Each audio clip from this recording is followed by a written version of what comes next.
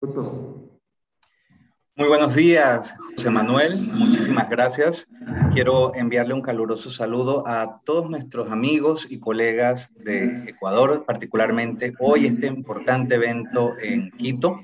La verdad que para mí, con muchísimas ganas de poder estar con ustedes, sin embargo, en este contexto, creo que obviamente el poder estar, aunque sea de forma remota, pues nos garantiza precisamente ese compromiso.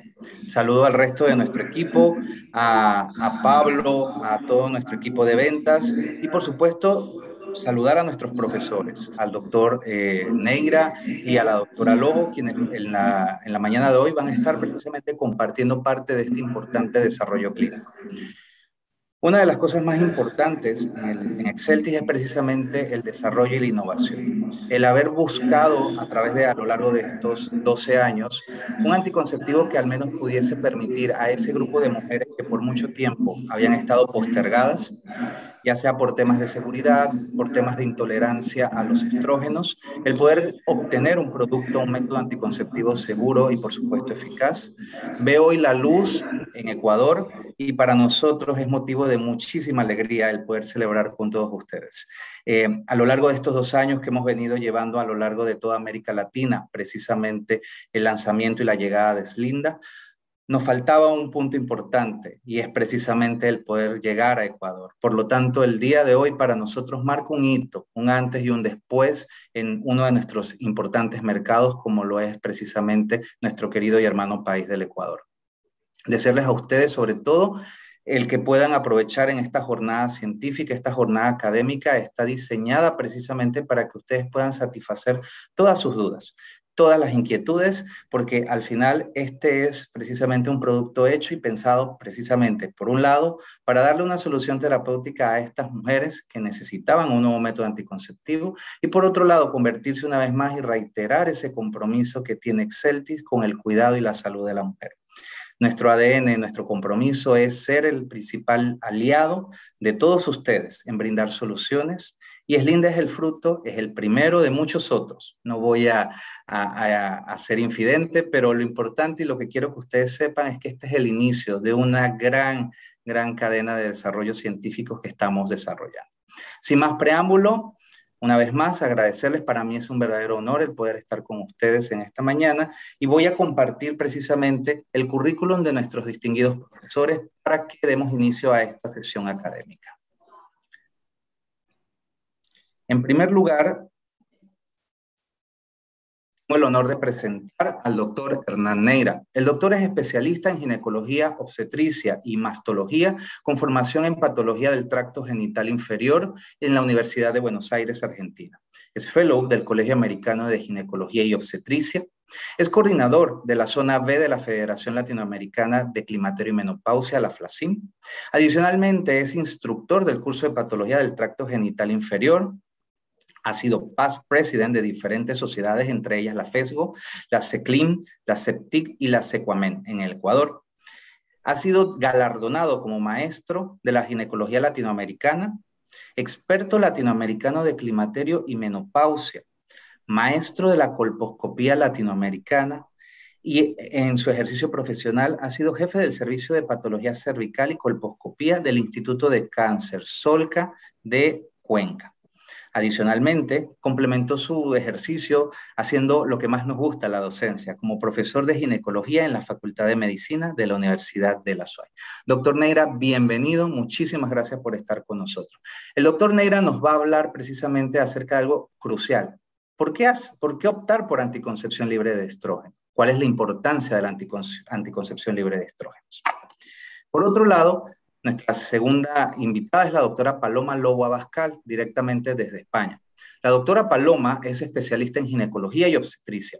Es ginecóloga del Hospital Universitario Infanta Sofía en San Sebastián de los Reyes, en Madrid, España. Es la coordinadora de la Unidad de Histeroscopía y Patología Endometrial del Hospital Universitario Infanta Sofía. Es profesora asociada en la Universidad Europea de Madrid desde el 2013. Es máster en Pedagogía Médica por la Universidad de Castilla-La Mancha. La doctora ha sido past president reciente, es la presidenta de la Sociedad Española de Contracepción y presidenta actualmente de la Fundación Española de Contracepción, la FE. y es miembro del Board de Directores de la Sociedad Europea de Contracepción, representando a la Sociedad Española de Contracepción desde mayo del 2018. Paloma, muchísimas gracias también por estar con nosotros y compartir precisamente todo tu conocimiento y experiencia. La doctora Paloma Lobo nos va a hablar acerca de no solamente el desarrollo clínico de Eslinda, sino que va a profundizar en los aspectos relacionados a patrón de sangrado y seguridad. Sin más preámbulo, damos inicio entonces a esta sesión académica, dándole la palabra al doctor Neira, y una vez más sus preguntas nos las pueden hacer en vivo a través del teléfono o el número de WhatsApp que José Manuel ha compartido con ustedes. Adelante, doctor Neira, y muchísimas gracias.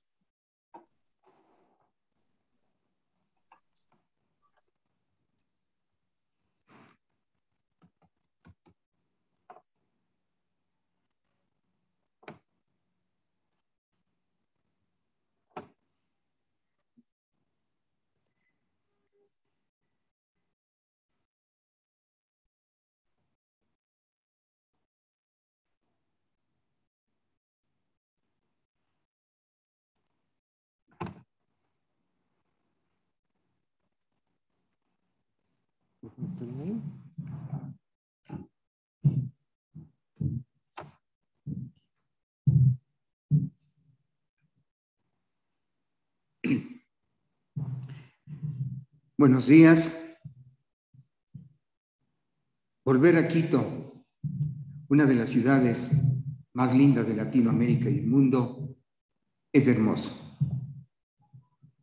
Y hermoso es volver a reencontrarse con todos ustedes, queridos amigos, luego de esta larga pandemia, pero que por supuesto nos ha dejado fortaleza y solidaridad.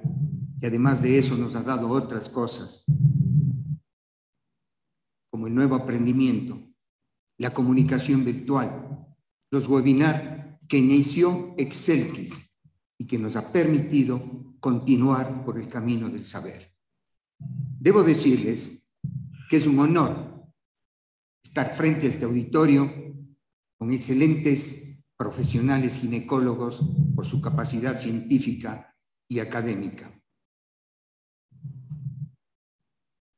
Este es el momento de empezar y de decir que además representa una gran responsabilidad poder presentar y poder demostrarles el porqué de la importancia del anticonceptivo oral sin estrógenos, drospirinona, para poder saber y para poder hacer que ustedes adopten a Eslinda como parte de su grupo de anticonceptivos que recetan día a día, pero por su eficacia, su seguridad y su tolerabilidad. Dentro del contenido a desarrollar tenemos la introducción, el uso de anticonceptivos de anticoncepción oral, los COP y los POC, Eslinda libre de estrógenos, ¿por qué drospirinona? Propiedades farmacológicas, la farmacodinamia, la farmacocinética, selección de dosis, el programa científico de desarrollo clínico, la evidencia clínica, estudios de eficacia y las conclusiones.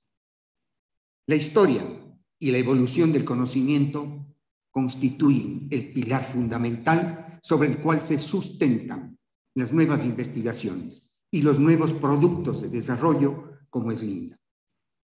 En la década del 50, Rock y Pincus sentaron las bases de la anticoncepción. Y luego en la década del 70 aparece el primer anticonceptivo en OMID con 150 microgramos de mestranol y 10 miligramos de noretinodrel.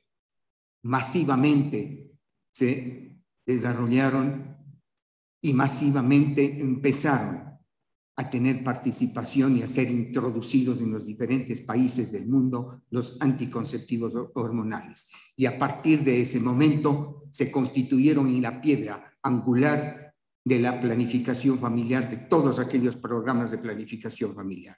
En esa época, los estranos que tenían una característica totalmente androgénica y que unidos al etinil estradiol que tenía unas dosis sumamente altas, pudieron proporcionar a nuestras pacientes un pobre perfil de seguridad que estaba caracterizado por efectos adversos cardiovasculares, aumento de peso, exacerbación del acné, del hirsutismo y cambios a nivel de los hidratos de carbono que limitaban su uso. La farmacoepidemiología y los nuevos conocimientos sobre la fisiología sexual y reproductiva hizo que estos anticonceptivos puedan bajar de dosis, tanto los unos como los otros, para tratar de buscar un anticonceptivo con la misma eficacia, pero sin esos efectos adversos y buscando beneficios no anticonceptivos. Como ustedes pueden ver, la historia de los progestágenos tiene el mismo tiempo, pero es mucho más corto. Comienza con el norlutin, la norepinefrina. Luego tenemos en la década del 60 la clormadinona, en la década del 70 el levonorgestrel y la introducción de la tercera generación, el desogestrel. Y aquí un punto importante. Recuerden, el levonorgestrel no producía inhibición de la ovulación y el otro sí producía inhibición de la ovulación y por lo tanto tenía mayor aceptación a pesar de la gran utilización que tenía el levonorgestrel. Y a partir de esto han pasado cerca de 20 años para que se dé uno de los avances más importantes dentro de la anticoncepción, que es la presencia de Eslinda en nuestro medio. El uso de los anticonceptivos en 1970 era del 34% y en el 2015 es del 64%. Pero 1 de cada 10 mujeres tienen una anticoncepción insatisfecha.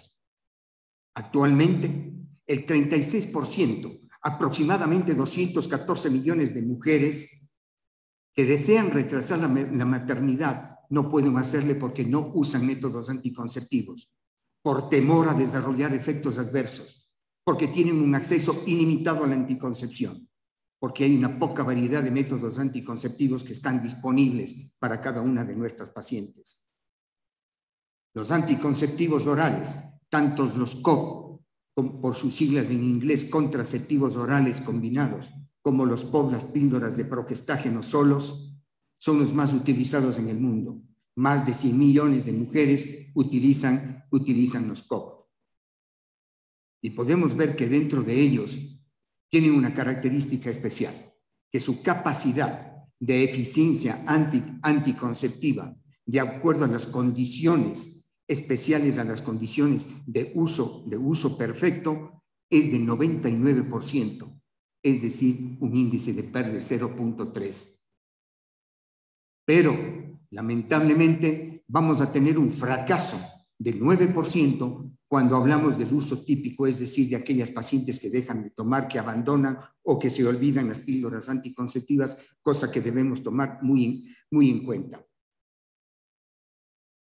Todas aquellas mujeres que utilizan anticonceptivos orales combinados, se demuestra que tienen el 33% aproximadamente de abandono del producto, porque presentan efectos adversos. Y estos no son graves, son cefaleas, que pueden ser de dos tipos. Las cefaleas que dependen de las hormonas, es decir, de las pastillas activas, que el momento que uno tiene que decidir, podemos valorar es o no es la dosis adecuada.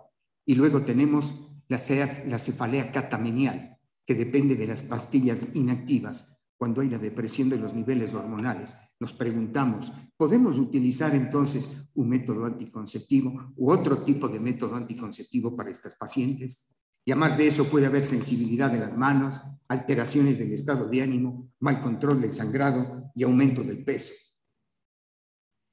Está completamente y ampliamente documentado que todos los anticonceptivos que tienen estrógenos o el que tienen etinilestradiol, a pesar de que han bajado la dosis a través de todos estos años, tienen la posibilidad de riesgo de tromboembolismo venoso. Y vean ustedes aquí, tenemos entre el 6 y 13 pacientes por 10 años mujer en relación a aquellas pacientes que no toman este tipo de medicación.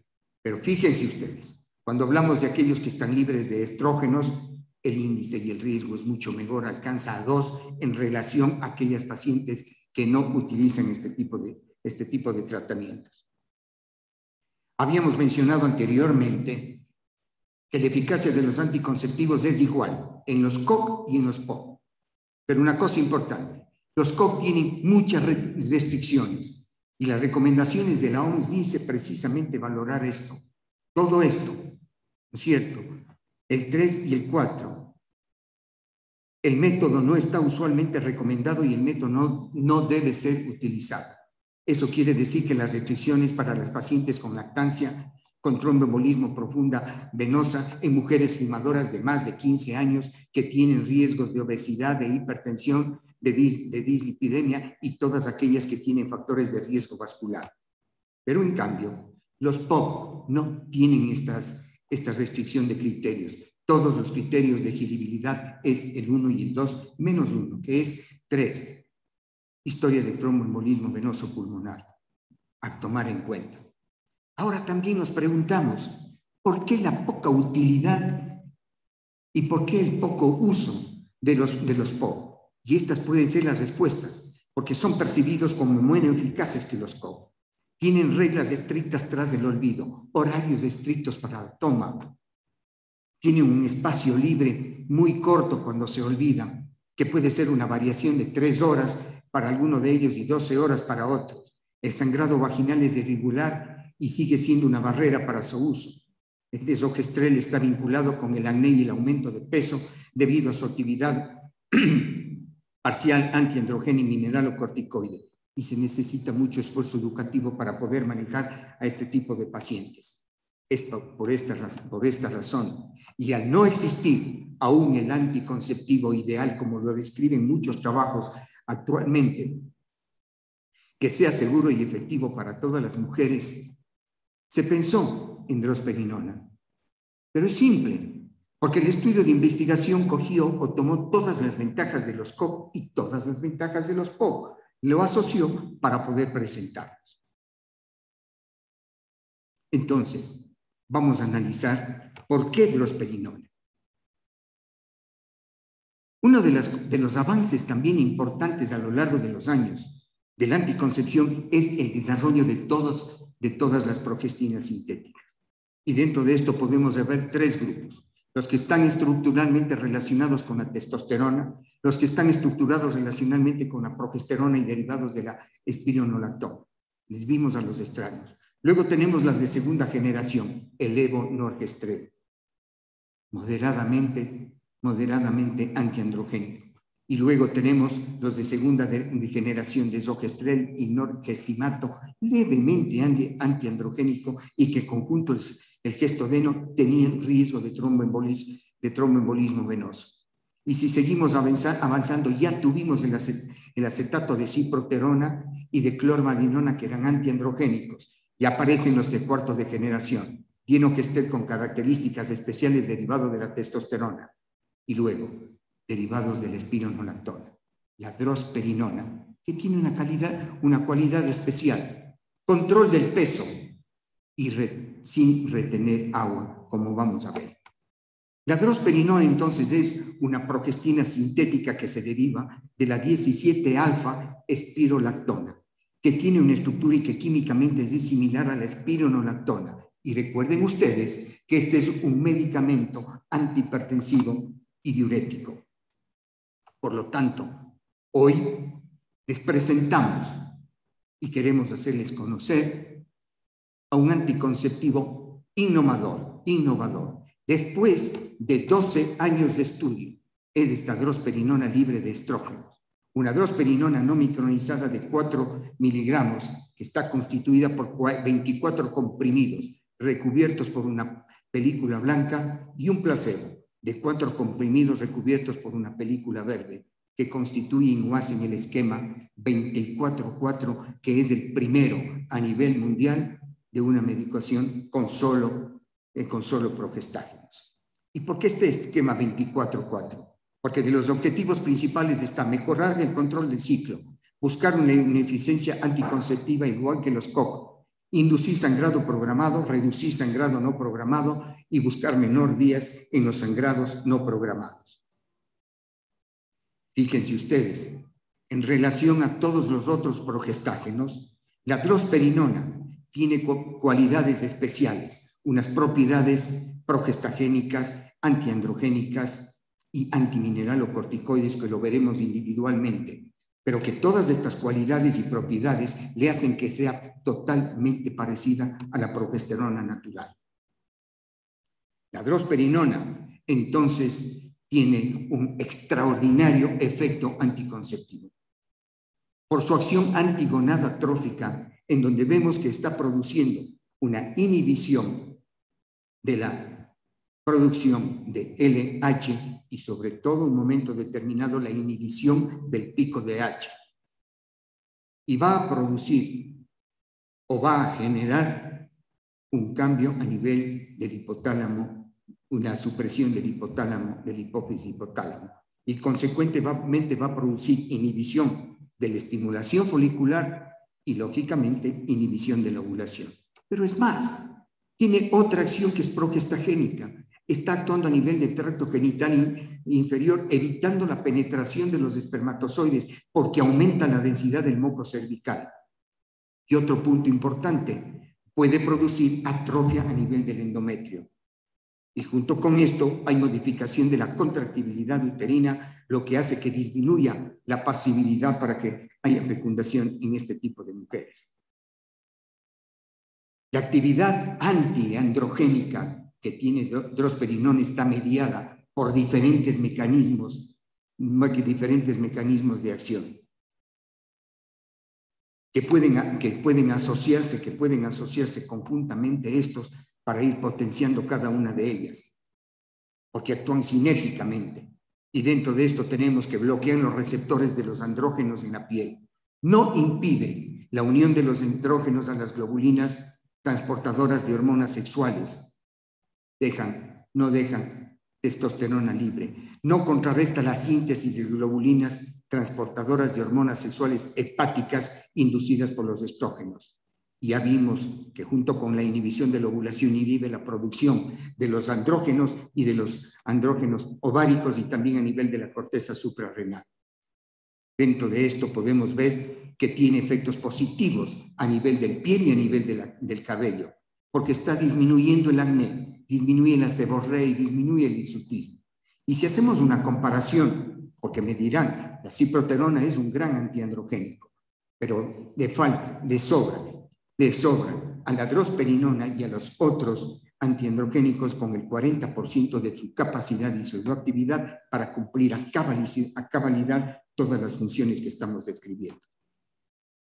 Conocen todos ustedes que los estrógenos a nivel hepático están produciendo estimulación de la síntesis de proteínas y de enzimas plasmáticas. Y dentro de esto del sustrato de renina y angiotensina, que puede transformarse en hidroxilación en angiotensinógeno. Y por transformación a hepapéptido puede transformar a la aldosterona. Y esto tiene un efecto vasoconstrictor. Y todo esto vemos que pudiera producir, dependiendo de cada una de las pacientes, ya alteración a nivel del sistema renal.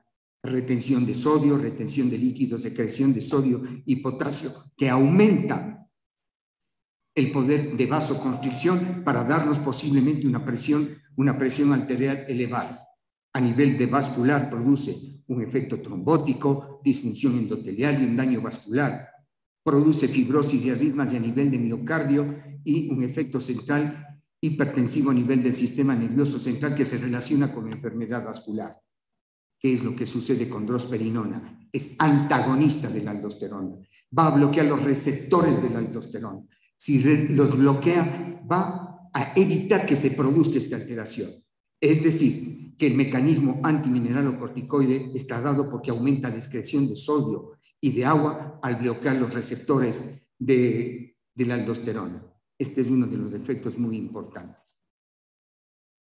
No puedo dejar de adelantarme para manifestar rápidamente algo que ya lo va a comentar brillantemente la doctora Paloma Lobo, por su capacidad de disertación y por sus conocimientos. Fíjense, drosperinona reduce la presión arterial ahora que estamos en el efecto antimineralocorticoide en pacientes con hipertensión arterial leve. Estos estudios demostraron en resumen lo siguiente, que aquellas pacientes que tenían más de 130 de presión arterial sistólica y más de 85 la presión arterial diastólica tuvieron con la medicación una disminución de 8 milímetros de mercurio para la presión arterial sistólica y 5 para la presión arterial diastólica.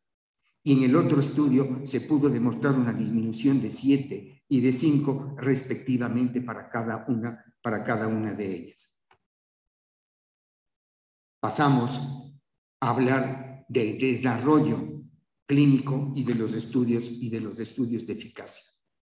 El desarrollo clínico que vamos a ver es sumamente extenso y es de excelencia, precisamente por todas las evidencias científicas que ellos nos pudieron dar para poder demostrar la eficacia, la seguridad y la tolerabilidad. Ya dijo Pablo anteriormente, 17 ensayos clínicos realizados en 2.000 mujeres, más de 200.000 ciclos con 3 estudios de eficacia en fase 3. Es un estudio sumamente grande, realizado en 3 países de Europa, en algunos países de Europa y en los Estados Unidos. Los primeros estudios son precisamente los de farmacología humana, en donde se definió el producto como tal y la dosis del producto. Y luego tenemos los otros estudios de fase 2, en donde se vio la inhibición de la ovulación, la comparación con Cerazette que vamos a ver, y la inhibición en la ovulación en pacientes que se olvidaban o dejaban de tomar la medicación. Los estudios de la fase 3, que son los estudios de eficacia, son realizados en 13 y nuevos ciclos y son estudios comparativos. Hay un estudio 303 que lo vamos a mencionar, pero fijaránse ustedes lo importante, porque está incluyendo factores o mujeres que tienen algún tipo de factores de riesgo para diferentes tipos de patología. Y el 304, que es uno de los más fantásticos, pues es realizado por primera vez en jóvenes, en adolescentes de 12 a los 17 años para demostrar precisamente su eficacia. Durante todos estos últimos años hemos estado utilizando drosperinona de 3 miligramos con etinilioestradiol y esa dosis fue la óptima para anticoncepción. Hoy contamos con drosperinona no micronizado de 4 miligramos, que tiene una característica: menor exposición sistémica a pesar de las dosis altas y la misma eficacia anticonceptiva que lo vamos a demostrar. ¿Por qué se justifica la dosis de drosperinona? El estudio 101 y 102 hizo esta comparación. Utilizó drosperinona 3 miligramos y etiniliestradiol 2 miligramos. Ustedes saben que esta tiene o provee una disolución rápida in vitro y una absorción rápida in vivo. Y eso hace que tenga concentraciones altas plasmáticas. Pero cuando hicieron el estudio con drosperinona de 3 miligramos, vieron que había concentraciones menores y vieron que había una exposición menor, pero con una farmacocinética lineal. Esto estaba dándonos a conocer que no se necesita de una gran o mayor absorción para que tengamos una buena biodisponibilidad.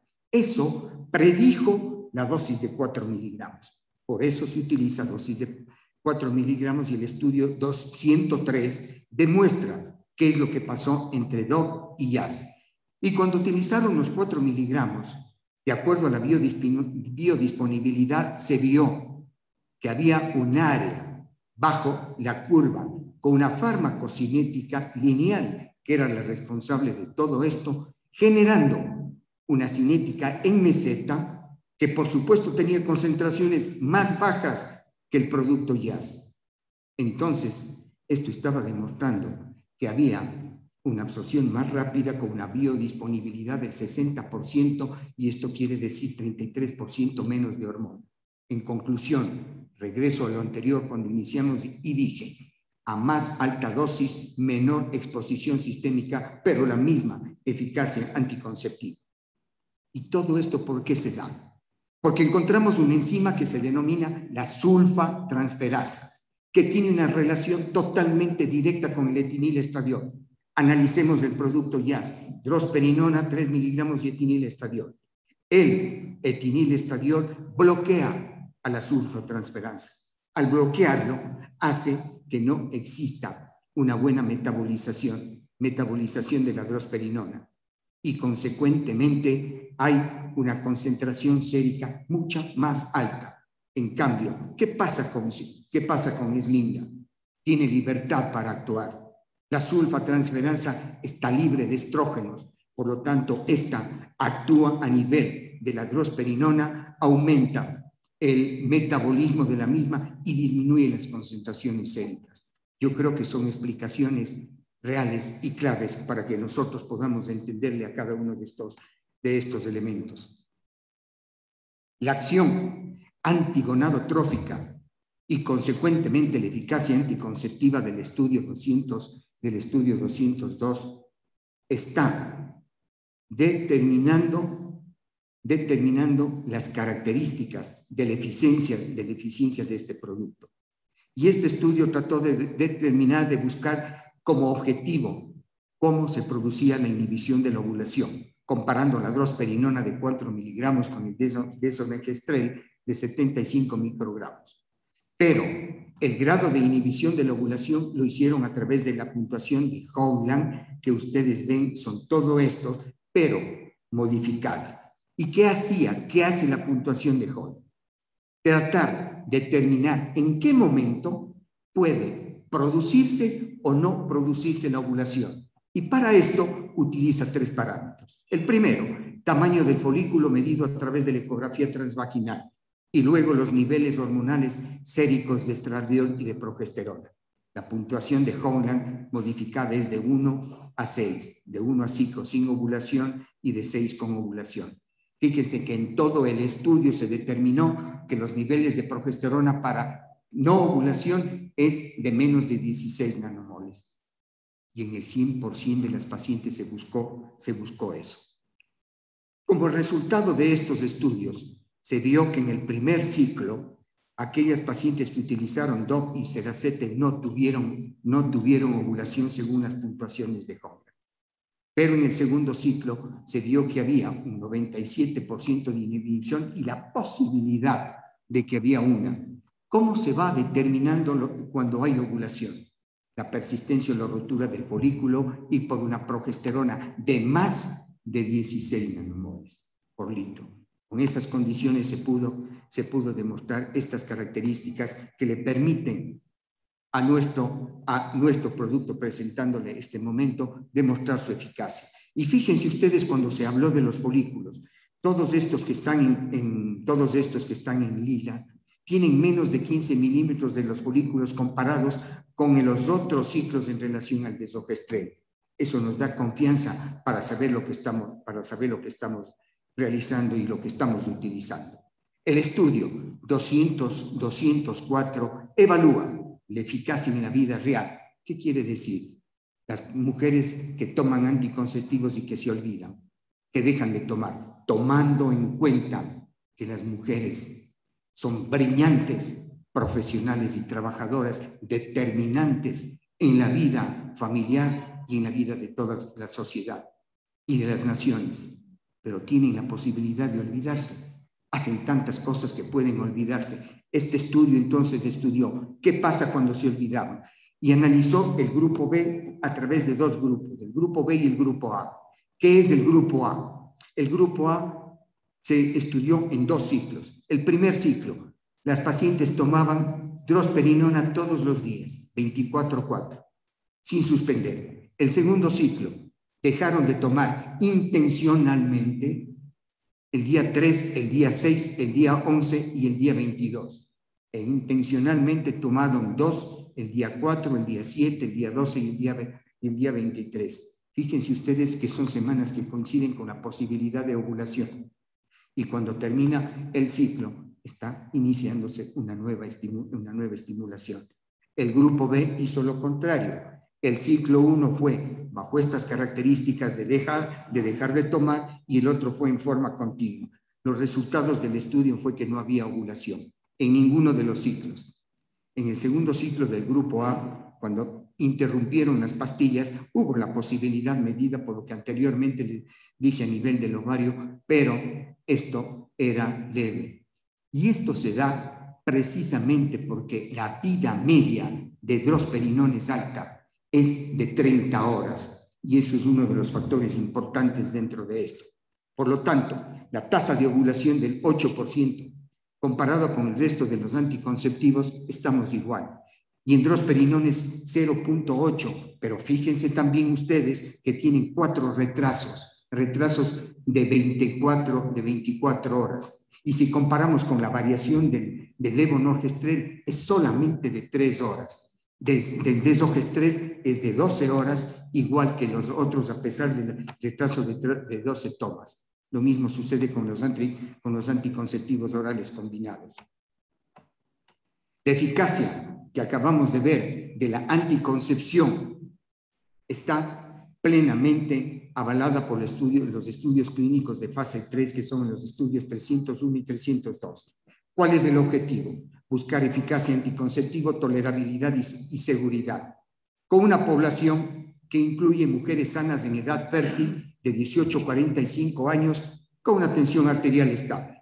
Se estudiaron 713 mujeres en el estudio 301, que es prospectivo y comparativo, utilizando la dosis de drosperinón en 13 ciclos. Y por otra parte, en el estudio 302, que es prospectivo comparativo, aleatorizado, multicéntrico y doble ciego, en donde intervienen 857 pacientes con DOP y desogestrel 347 en 9 ciclos. Eso es parte del estudio. Ahora, creo que es necesario que le analicemos en forma asociada para poderle entender. Estos dos estudios, el 301 y el 302, tenían el criterio principal, era el índice de PER. Pero cuando les asociamos, intervinieron 1.571 mujeres tratadas con DOP y 332 con desogestrel. Esto quiere decir 14.329 ciclos en el estudio. De esos, 7.600 del estudio 301 y 6.690 en el estudio 302.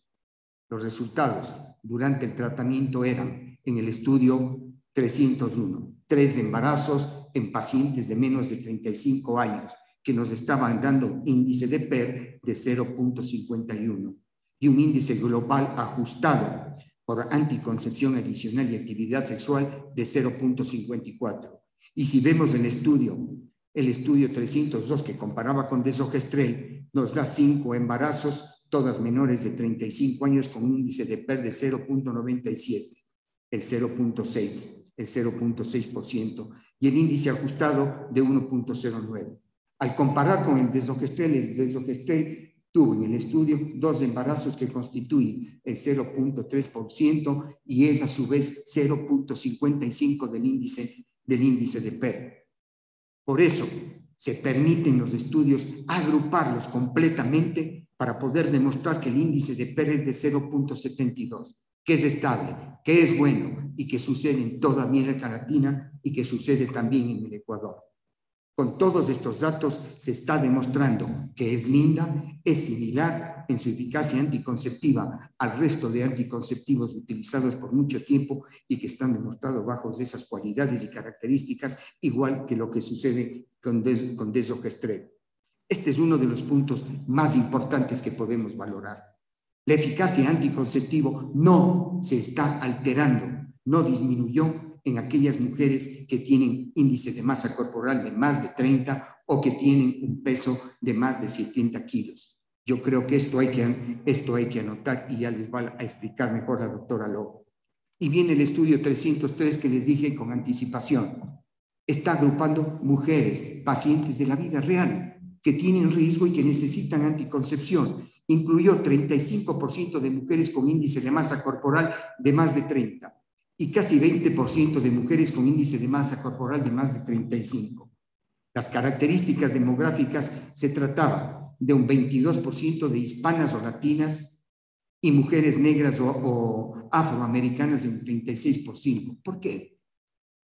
Por las condiciones, por la actividad, por la cultura, por una gran cantidad de efectos que nos permiten decir tomo, no tomo, suspendo o no suspendo la medicación.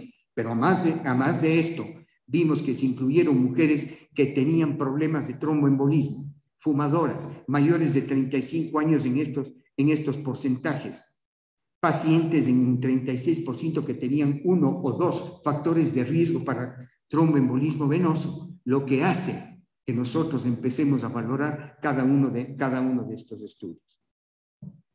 Si asociamos, si vemos completamente todos estos estudios que tratan de analizar la drosperinona y el riesgo cardiovascular, vemos que en él intervinieron, dijimos y vuelvo a repetir, más de 2.000 mujeres, más de 20.000 ciclos, incluidas mujeres adolescentes, y ninguna tuvo un problema de tromboembolismo venoso o arterial.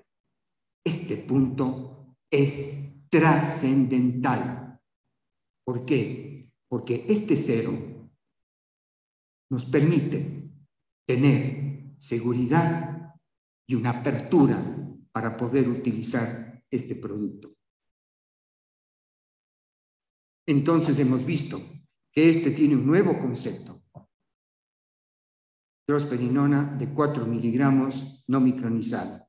Menor exposición sistémica sin comprometer la eficacia anticonceptiva, una eficacia comparable a los otros anticonceptivos con índice de PER de 0,72. Hay una ventana de protección tras el olvido de la píldora de 24 horas, ningún efecto tromboembólico, efectos neutros en la presión arterial y un efecto positivo a nivel del control del peso.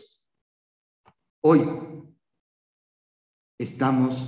tenemos una nueva alternativa, un nuevo horizonte, un fabuloso cambio de concepción que mediante las evidencias científicas nos permiten incorporar a nuestro grupo de medicamentos, a nuestro grupo de anticonceptivos para tener un mayor campo de acción, que es linda, sabiendo que podemos utilizar en un grupo más amplio, dije, en mujeres entre los 12 y hasta los 50 años de edad, y poderles ofrecer a ellas todos los beneficios, procurando mejor calidad de vida, pero con tranquilidad y con seguridad. Heráclito había enseñado que las cosas no son, sino que cambian, se transforman constantemente. Esa es la filosofía del pensamiento científico y el médico debe acostumbrarse a este sistema. Muchas gracias.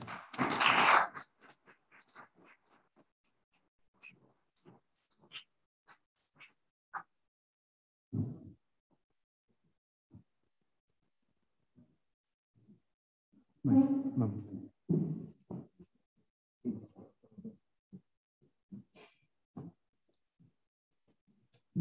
Muchas gracias, doctor Neira, por su brillante ponencia.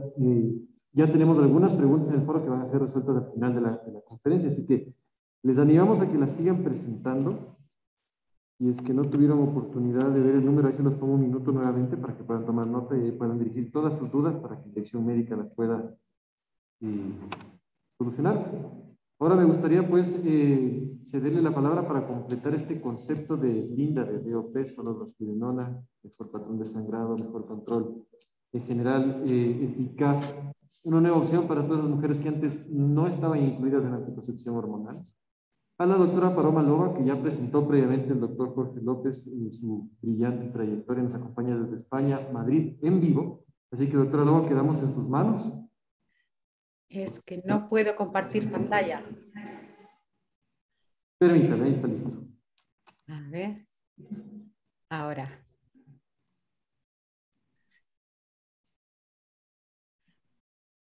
Bueno, buenos días a todos desde Madrid. Es un placer poder estar, me encantaría estar presencialmente en Quito, pero como bien ha dicho mi querido profesor Neira, debido a la pandemia, bueno, pues no puede ser así de momento, pero tenemos la suerte de que la tecnología nos permite poder estar juntos y verdaderamente le agradezco muchísimo a Exceltis por invitarme a este lanzamiento en Ecuador, que creo que es una cosa muy especial. Me siento muy afortunada de poder estar aquí y voy a pasar pues a contar la segunda parte de este día de hoy. Vamos a hablar básicamente de tolerabilidad y seguridad. Esta es mi declaración de conflicto de intereses y este es el contenido de lo que vamos a hablar: tolerabilidad y seguridad. Nos centraremos en el patrón de sangrado, efectos adversos, hemostasia, situaciones especiales y conclusiones. Y quería empezar reflexionando sobre qué le pedimos a un anticonceptivo hormonal oral. Y yo creo que hay dos puntos de vista. Por una parte está nuestro punto de vista, el de los médicos, que queremos que la anticoncepción sea altamente eficaz y efectiva, como bien ha dicho el doctor Neira, en la vida real, porque queremos evitar embarazos no planificados que sabemos que conducen a interrupción voluntaria del embarazo o a embarazos no deseados. Por otra parte, como estamos habitualmente tratando mujeres sanas, pues queremos que lo toleren bien, que tengan un adecuado control de ciclo, porque sabemos que ese control de ciclo es muy importante para la adherencia y la continuidad, y sabemos que una de las causas más importantes de que las mujeres abandonen el anticonceptivo es que tengan un mal patrón de sangrado. Por otra parte, la seguridad es esencial. Decimos que estamos tratando mujeres sanas, no tenemos habitualmente pacientes, sino usuarias, mujeres que desean anticoncepción, y por eso no queremos que tengan efectos adversos. De manera que por eso el riesgo de tromboembolismo es algo que siempre, desde el inicio de la anticoncepción, como bien nos contaba el doctor Neira, pues nos ha interesado mucho el disponer de anticonceptivos que fueran cada vez más seguros. Este es el punto de vista de los médicos, nuestro punto de vista. Pero por otra parte tenemos a nuestras usuarias, a nuestras mujeres. Las mujeres, la eficacia del anticonceptivo la presuponen porque piensan que les recetamos algo eficaz, pero ellas lo que quieren es que sea cómodo en el día a día. Por otra parte, tienen expectativas personales. Tener un ciclo predecible para muchas mujeres es muy importante. Y otra cosa muy importante, es uno de los grandes mitos de la anticoncepción, es que produce ganancia de peso y no quieren que haya efectos sobre el peso. Como bien ha contado el doctor Neira, estamos ante un anticonceptivo que controla perfectamente este tema y en ese sentido yo creo que es una gran noticia. Y por otra parte, bueno, pues la seguridad, no quieren efectos adversos. Y no sé bien en Ecuador, pero desde luego en España hay un gran miedo a las hormonas, hay una gran hormonofobia, de manera que, bueno, poder disponer de un anticonceptivo que sea seguro desde ese punto de vista cardiovascular, yo creo que es muy importante a la hora de la aceptabilidad y, por supuesto, de la continuidad en el uso, que, como digo, es lo que nos importa. De manera que vamos a hablar de estos dos puntos: tolerabilidad y seguridad. Y bien decía el doctor Neira que los anticonceptivos hormonales combinados, los COC, son altamente eficaces y efectivos, proporcionan un buen control de ciclo, pero tienen restricciones de uso pues, en fumadoras mayores de 35 años, en mujeres con trombofilias, en obesas, en aquellas que padecen migraña con aura, aquellas que tienen múltiples factores de riesgo cardiovascular o están también contraindicados en la lactancia. Sin embargo, las POP, las píldoras de solo gestágenos, son igualmente eficaces, su eficacia y efectividad es la misma, pero el gran caballo de batalla es el patrón de sangrado irregular. Yo creo que esto es lo que las ha penalizado. Pero, sin embargo, no está restringido su uso en aquellas condiciones que veíamos antes que sí lo están para los anticonceptivos hormonales combinados. Pero, sin embargo, y esto les presento los datos de la última encuesta que publicamos en la Sociedad Española de Contracepción el año pasado, en 2020, como ven, frente a un 18,5% de uso de la anticoncepción combinada, sin embargo, la anticoncepción de solo gestágenos, la píldora de solo gestágenos, se usa solamente en un 0,7%. Y cuando vemos datos de venta de anticonceptivos en España, vemos como también la mayoría de anticoncepción hormonal combinada que se utiliza es la que contiene etinilestradiol, el estrógeno sintético. Se utiliza muy poco la que lleva estrógeno natural. Y como ven, bueno, pues la venta de píldora de solo gestágenos es solamente un 6% del mercado. De manera que, ¿por qué? Si son tan buenos y tienen tantas ventajas, son tan seguros, se utilizan tan poco. Yo creo que aquí deberíamos reflexionar también en que a lo mejor no los proponemos a las mujeres de la misma manera, o a lo mejor sucede un poco lo que sucede en España, que los hemos tenido muy ennichados, tanto para mujeres con factores de riesgo como para también en la lactancia. Muchas veces decimos que la anticoncepción con solo gestágenos, la píldora de solo gestágenos, ha sido la píldora de las matronas, la que han recomendado en la lactancia. Yo creo que es el momento de ver que es más seguridad y que debemos ensanchar la indicación y debemos ofrecérsela a todas las mujeres. Pero vamos a hablar de un nuevo anticonceptivo de solo gestágenos que va a tener ventajas que lo van a hacer todavía más atractivo para presentárselo o para hacerlo elegible para muchas más mujeres. Y vamos a hablar del patrón de sangrado de Slinda. Como bien decía el profesor Neira, en los ensayos de fase 3, el 301, 302 y 303, además de ver la eficacia, también se vio cuál era el patrón de sangrado. ¿Qué aporta Slinda frente al resto de anticonceptivos que disponíamos? Pues lo que aporta sobre las otras píldoras de suelos gestágenos es una pauta nueva, es una pauta 24/4 que proporciona sangrado programado por primera vez. Como él decía, hay 24 comprimidos activos recubiertos de una película blanca con drospirenona, 4 miligramos, y 4 comprimidos placebo recubiertos de una película verde. Esta es la principal novedad. Definiremos primero a qué denominamos sangrado y qué denominamos manchado y a qué lo llamamos programado y no programado. Como ven, llamamos sangrado programado el que sucede en los 4 días del placebo, es decir, entre el día 25 al 28 más o menos un día, y el que sucede hasta 8 días consecutivos. Y llamaremos sangrado no programado al resto de sangrado que se produce en el resto de momentos del ciclo. Llamamos sangrado cuando esa pérdida de sangre requiere el uso de una protección higiénica, bien sea tampón, compresa o la copa menstrual, y el manchado cuando esa pérdida es pequeña y no requiere ningún tipo de protección higiénica. Y como ven, yo creo que esta es la primera gráfica que nos dice muy bien que estamos asistiendo a algo nuevo. Como ven, en rosa tenemos el patrón de sangrado a lo largo de un año de Slinda frente a desogestrel, y como vemos, la primera cosa que nos llama la atención es que tenemos sangrado programado, aunque también hay sangrado no programado frente a lo que sucedía con desogestrel. Vamos a seguir analizando qué sucede. En primer lugar, saber que de las mujeres que utilizan Slinda, hay mujeres que tienen sangrado programado y, como se ve a lo largo de los ciclos, este sangrado programado va disminuyendo. Por otra parte, se ve que el número de días de sangrado o manchado no programado se va reduciendo en las mujeres que utilizan Slinda frente a desogestrel. Y esto se va viendo en los primeros ciclos y se ve cómo la disminución del sangrado que sucede con los dos anticonceptivos es mayor para el Slinda que para desogestrel. Vemos también cómo los días de sangrado y manchado no programado se reducen y vemos cómo esta reducción va siendo mayor según van pasando los ciclos. Si lo analizamos desde otro punto de vista, aquí estamos viendo los días de sangrado no programado y los días de manchado no programado. Como se ve, hay más días de manchado que de sangrado y es estadísticamente significativo la disminución de los días de sangrado y manchado no programado con Slinda frente a desogestrel. Y por otra parte, una cosa muy importante es que el número de mujeres con sangrado prolongado, que eso es uno de los patrones de sangrado, digamos, más incómodo cuando estamos utilizando métodos de solo gestágenos, disminuye también de una forma sensible con Slinda frente a desogestrel. De manera que, resumiendo un poco, podríamos decir que a lo largo de los ciclos va disminuyendo el número de días de sangrado y va disminuyendo también el sangrado por ciclo de tratamiento. ¿Esto a qué se debe? Bueno, pues esto se debe al intervalo libre de hormonas, a estos 4 días que tenemos de intervalo libre de hormonas que proporcionan un sangrado programado, que es una novedad para una píldora de solo gestágenos. Por otra parte, reduce el sangrado no programado, que es lo que la mujer no desea porque es lo que no está previsto. Por otra parte, tenemos menos días de sangrado no programado y tenemos, lógicamente, un mejor control de ciclo. Bueno, yo todo esto se lo estoy contando, pero me dirán, bueno, pero esto en el día a día, o sea, en nuestra mujer que va a venir a la consulta, ¿esto cómo lo hacemos? Bueno, por eso me encanta presentar el estudio Ariana, que es un modelo matemático que se hizo basándose en los datos de los estudios 301 y 302, el europeo y el comparativo con desogestrel. Entonces, se valoraba el número de días de sangrado y manchado por ciclo, el número total de sangrado programado por ciclo y el número total de sangrados no programados. Y según esto, se agruparon las mujeres en 4 grupos. El grupo 1, que era el grupo con baja probabilidad de sangrado, el grupo 2, que tenía una moderada probabilidad de sangrado, el grupo 3 con alta probabilidad de sangrado y el grupo 4 con muy alta probabilidad de sangrado. Vamos a verlo de manera gráfica que se ve mucho mejor.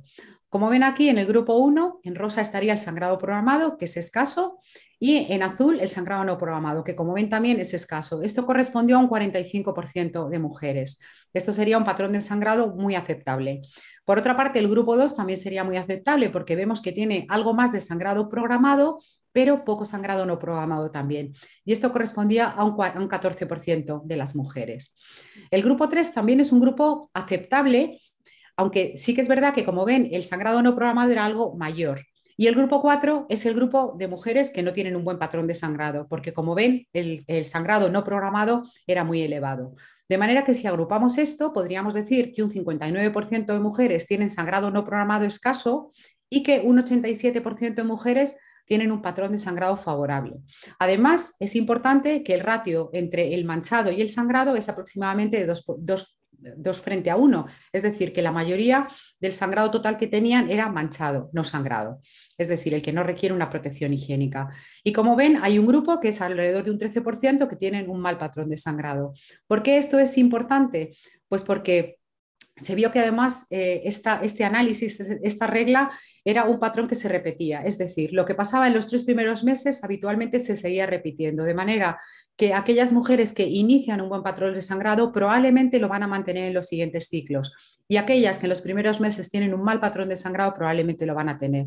Esto es importante porque podemos decir que un 87% de mujeres pueden tener un buen patrón y tenemos que identificar a aquellas mujeres que no van a tener un buen patrón de sangrado porque tampoco nos tenemos que empeñar.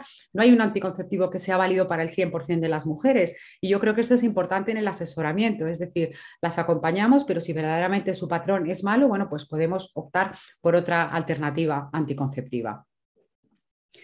Y vamos a hablar de la segunda parte de mi charla, que es la seguridad, que como decimos es fundamental para nosotros, para los ginecólogos. Como ven, estos son los efectos adversos cuando se comparó en el estudio 302 frente a desogestrel. Como ven, los efectos adversos eran menores en el grupo de drospirenona, de Slinda, y como ven, pues también era menor el acné, porque decimos que a pesar de que no esté acompañado de etinilestradiol, pero es un andrógeno, es un gestágeno antiandrogénico, de manera que ya estábamos viendo estos datos interesantes.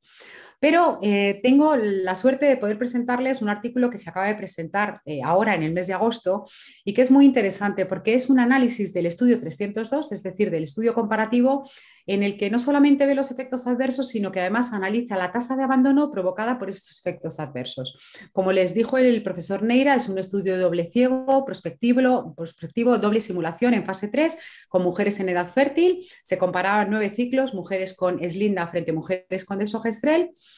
Y el objetivo, como digo, es ver a aquellas mujeres que abandonaban el tratamiento por efectos adversos, tanto por efectos adversos en general como aquellos derivados del sangrado. Y esto es importante porque decíamos que es una de las causas más importantes de abandono y se estima en alrededor de un 25% de los abandonos es debido al mal patrón de sangrado. Además, esta población, ya les comentó el doctor Neira, que era interesante porque incluía mujeres con factores de riesgo. Veremos después que el estudio 303 tenía todavía más mujeres con factores de riesgo, pero en este estudio que se hizo en Europa también, como ven, había un 20% de mujeres mayores de 35 años, un 3,5% de mujeres con índice de masa corporal mayor de 30, más de un 15% de mujeres con hipertensión leve y había un 16,5% que al menos tenía un factor de riesgo cardiovascular. Y como ven, Slinda demostró que había una menor incidencia de efectos adversos que condujeron al abandono prematuro cuando lo comparábamos con desogestrel. La tasa de abandono en el grupo de Slinda fue de 9,6% frente a un 13,3% en el grupo de desogestrel. Y las causas más frecuentes fueron el sangrado vaginal, el acné y la ganancia de peso. Pero quiero presentarles una forma muy atractiva y novedosa de presentar estos datos. Como decíamos, el abandono prematuro fue mayor en el grupo de desogestrel que en el grupo de drospirenona y esto fue estadísticamente significativo. Pero me gusta mucho ver cómo hicieron un análisis utilizando las curvas de Kaplan-Meier, que aquellos que se dedican a la oncología están muy acostumbrados a verlas porque son las curvas en supervivencia, y analizaron el área bajo la curva. Y analizando estas curvas, lo que vieron es que las usuarias de Slinda tenían un 32% menos probabilidades de abandono prematuro debido a estos efectos adversos, cuando lo comparaban con desogestrel. De manera que esto se traducía en que probablemente había por eso mejor tolerabilidad y mayor tasa de continuidad. De manera que yo creo que estas tablas expresan muy bien lo que sucede en la vida real, es decir, menos mujeres abandonaban el estudio debido a efectos adversos globalmente.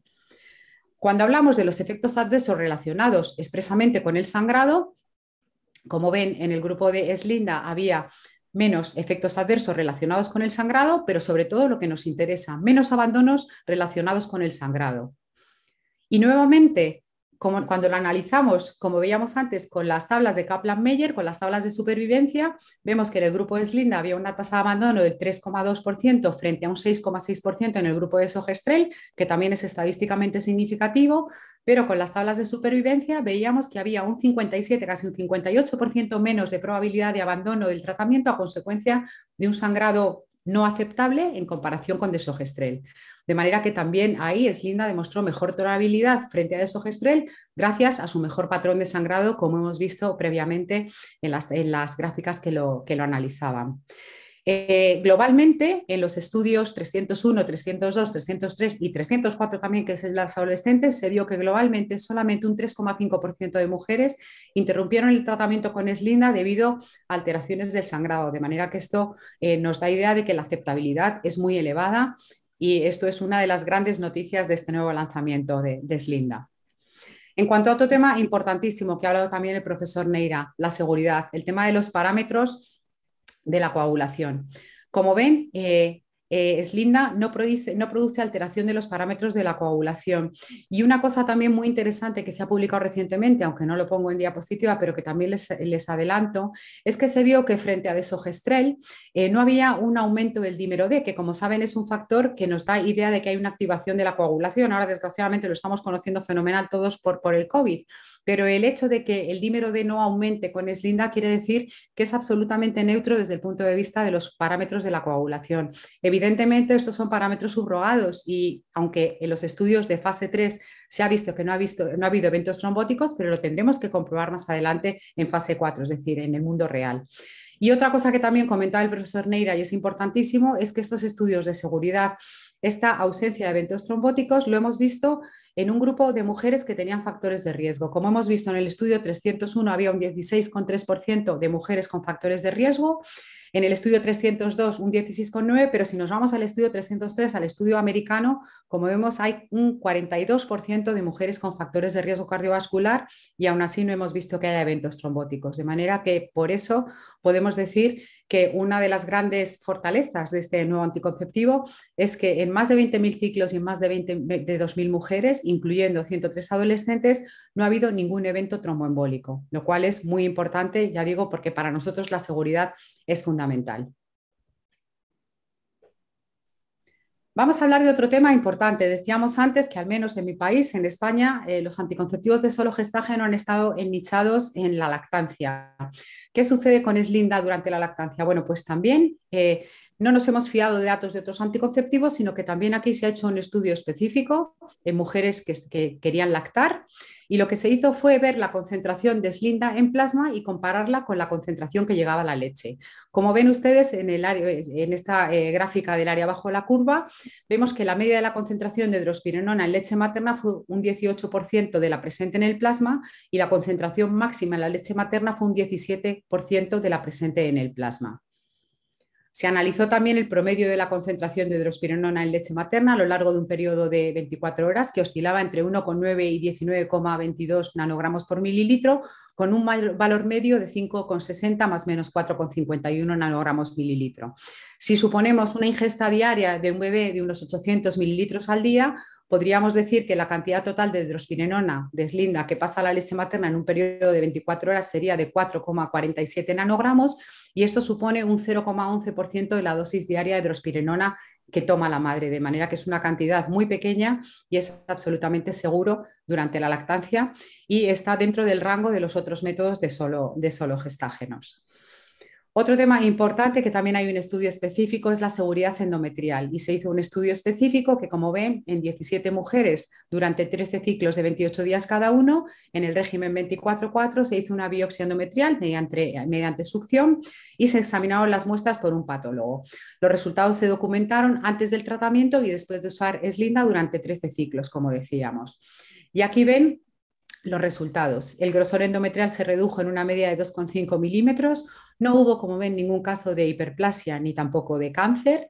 El porcentaje de mujeres con sangrado no programado disminuyó de un 76% a un 47% en el ciclo 13 y el porcentaje de mujeres con sangrado no programado también disminuyó de un 71% a un 47%, como veíamos también con los otros estudios donde se analizó el patrón de sangrado. Pero aquí sobre todo lo que vemos es que es seguro desde el punto de vista endometrial, es decir, no produce patrones endometriales preocupantes, ni hiperplasia ni por supuesto cáncer.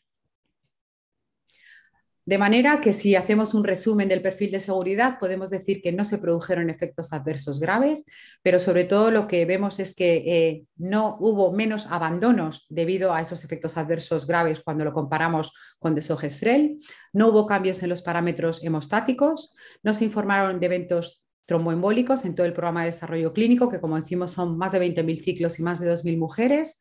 También podemos decir que Slinda es seguro durante la lactancia con un estudio específicamente diseñado para este fin y también es seguro a nivel endometrial. Y vamos a hablar por último de los efectos metabólicos.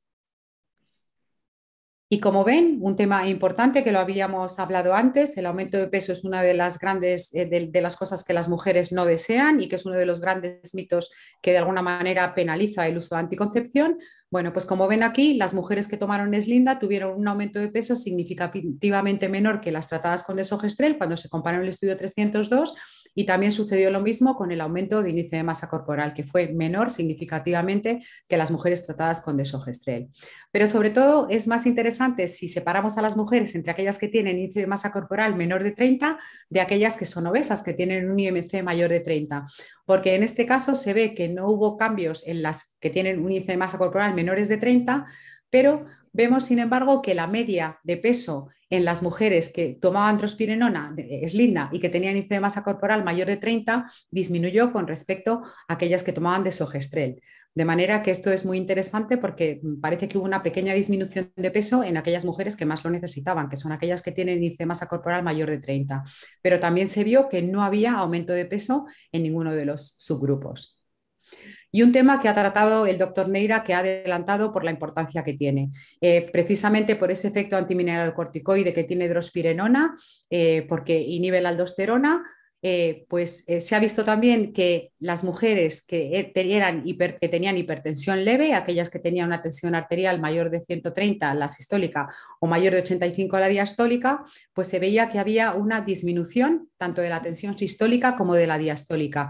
Pero se vio también que las mujeres que no eran hipertensas no había modificaciones en su tensión, de manera que esto también es muy interesante porque disminuía la tensión en aquellas mujeres, digamos, que lo necesitaban, pero no había modificaciones en las mujeres que tenían una tensión arterial normal. Todo esto por su acción antimineralocorticoide. En cuanto al impacto metabólico, también se han presentado recientemente en un artículo también del mes pasado los resultados del comparativo entre drospirenona 4 miligramos, es decir, Slinda, frente a desogestrel. Y como ven, se ha visto que hay una ligera reducción no significativa de los niveles de colesterol y de triglicéridos. Y la triglicéridos sobre todo es muy interesante porque saben que es un marcador de riesgo cardiovascular. Y por otra parte también se ha visto que no ha habido ningún impacto sobre el metabolismo de los hidratos de carbono. De manera que desde el punto de vista metabólico también Slinda es sumamente seguro. Otro tema importante que también siempre, digamos, penaliza un poco a los anticonceptivos con solo gestágeno es qué sucede sobre el hueso. Se ha hecho un estudio, se hizo un estudio específico, el estudio 202 y el estudio 203, en el que se ha visto que los niveles medios de estradiol se mantenían dentro del rango normal. Y se considera rango normal cuando los niveles de estradiol se mantienen por encima de los 30 picogramos de estradiol. Esto es el nivel normal en el inicio de una fase folicular y por encima de este nivel no hay problemas en cuanto a la densidad mineral ósea. Y si lo comparamos con otros anticonceptivos, pues como ven, solamente tendríamos problemas con el anticonceptivo de solo gestágenos, el acetato de deoxyprogesterona de POT inyectable, que esto sí que saben que produce una gran inhibición del eje hipotálamo hipofisario y en este sentido sí parece que puede reducir la masa ósea, la densidad mineral ósea en mujeres, sobre todo en edades extremas de la vida, entre los menores de 18 y mayores de 45. Pero como ven, para el resto de anticonceptivos con solo gestágenos y para los combinados están por encima de ese dintel de los 30 picogramos y por tanto pues no tienen efectos deleterios sobre el hueso. De manera que, concluyendo sobre los cambios metabólicos, podríamos decir que tiene efectos neutros en el peso de la población general y disminuye el peso en las mujeres obesas. Lo mismo sucede con la tensión arterial. La deja como estaba en mujeres normotensas, pero la disminuye ligeramente en las mujeres con hipertensión leve. No hay cambios significativamente relevantes en los triglicéridos ni en el colesterol y tampoco en el perfil de los hidratos de carbono, y los niveles de estradiol están dentro de un rango normal para conservar la densidad mineral ósea. Por tanto, después de todo esto, ¿cuál sería el perfil de usuarias de Slinda? Pues sería todas aquellas mujeres con indicación de anticoncepción oral. Tienen que ser mujeres buenas cumplidoras de anticoncepción oral diaria, que no olviden o que raramente olviden el anticonceptivo, aunque, como ha comentado el doctor Neira, una de las grandes ventajas es la larga vida media de la drospirenona, que hace que tengamos una ventana de 24 horas, es decir, es más permisiva con los olvidos. Son mujeres que quieren tener control sobre su anticonceptivo. No todo el mundo quiere utilizar un método de larga duración reversible. Hay mujeres que quieren tener control sobre el uso de su anticonceptivo, quieren tener un patrón de sangrado predecible y por eso quieren utilizar un método de corta duración reversible. Y son mujeres que se sienten confiadas y satisfechas con la vía oral, de manera que estas serían las usuarias.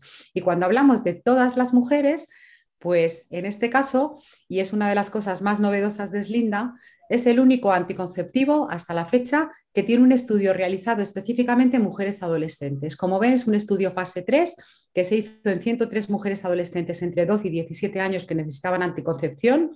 Se hizo primero 6 ciclos y posteriormente se hizo una fase de extensión de otros 7 ciclos, 13 en total, y este estudio se llevó a cabo en Europa.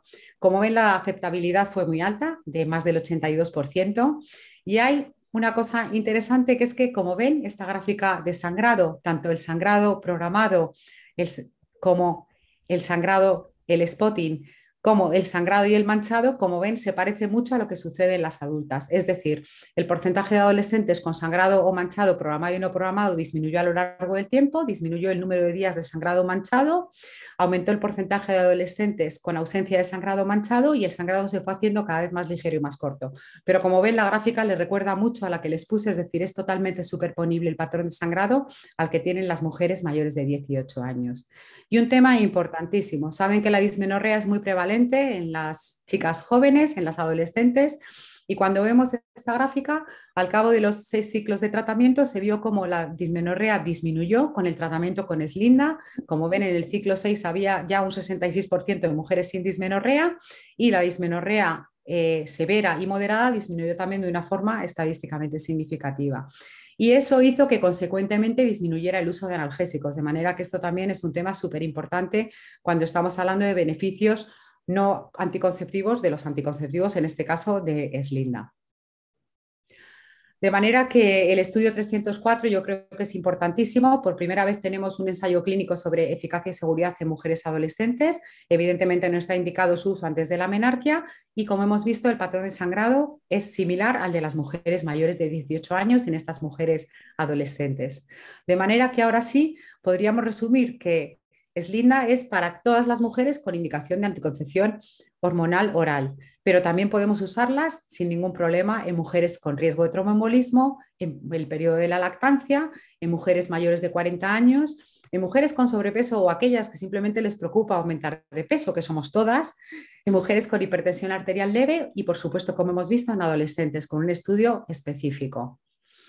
Y ahora, y no quiero amargarles el día pensando en el COVID, pero desde luego dentro del contexto de la pandemia COVID yo creo que utilizar anticoncepción libre de estrógenos es todavía más importante, dado que hemos visto cómo este virus está aumentando el riesgo tromboembólico en las mujeres, de manera que si de entrada estamos ya tratando con un anticonceptivo libre de estrógenos con máxima seguridad cardiovascular, pues yo creo que también estamos proporcionando seguridad de antemano a las mujeres, a todas las mujeres.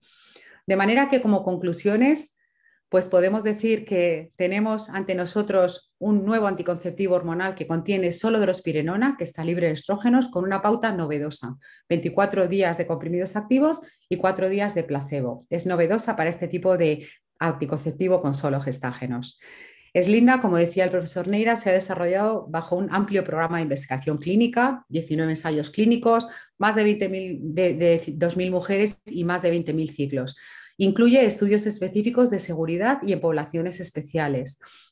Por otra parte, los ensayos clínicos en fase 3 han mostrado que el perfil de sangrado es satisfactorio y sobre todo que es superior a la otra píldora de solo gestágenos que tenemos en el mercado. Y también se ha visto que el perfil de seguridad es favorable, sin eventos adversos graves ni inesperados, y sobre todo hemos podido comprobar que hay menos abandono por estos efectos adversos, tanto en general como aquellos derivados del sangrado, de manera que yo creo que todo esto lo hace que sea un anticonceptivo muy atractivo. Bueno, me encantaría estar con ustedes en la bellísima ciudad de Quito, pero dado que no puede ser así, pues les mando un saludo muy grande desde la tarde de Madrid. Muchísimas gracias por su atención y un placer.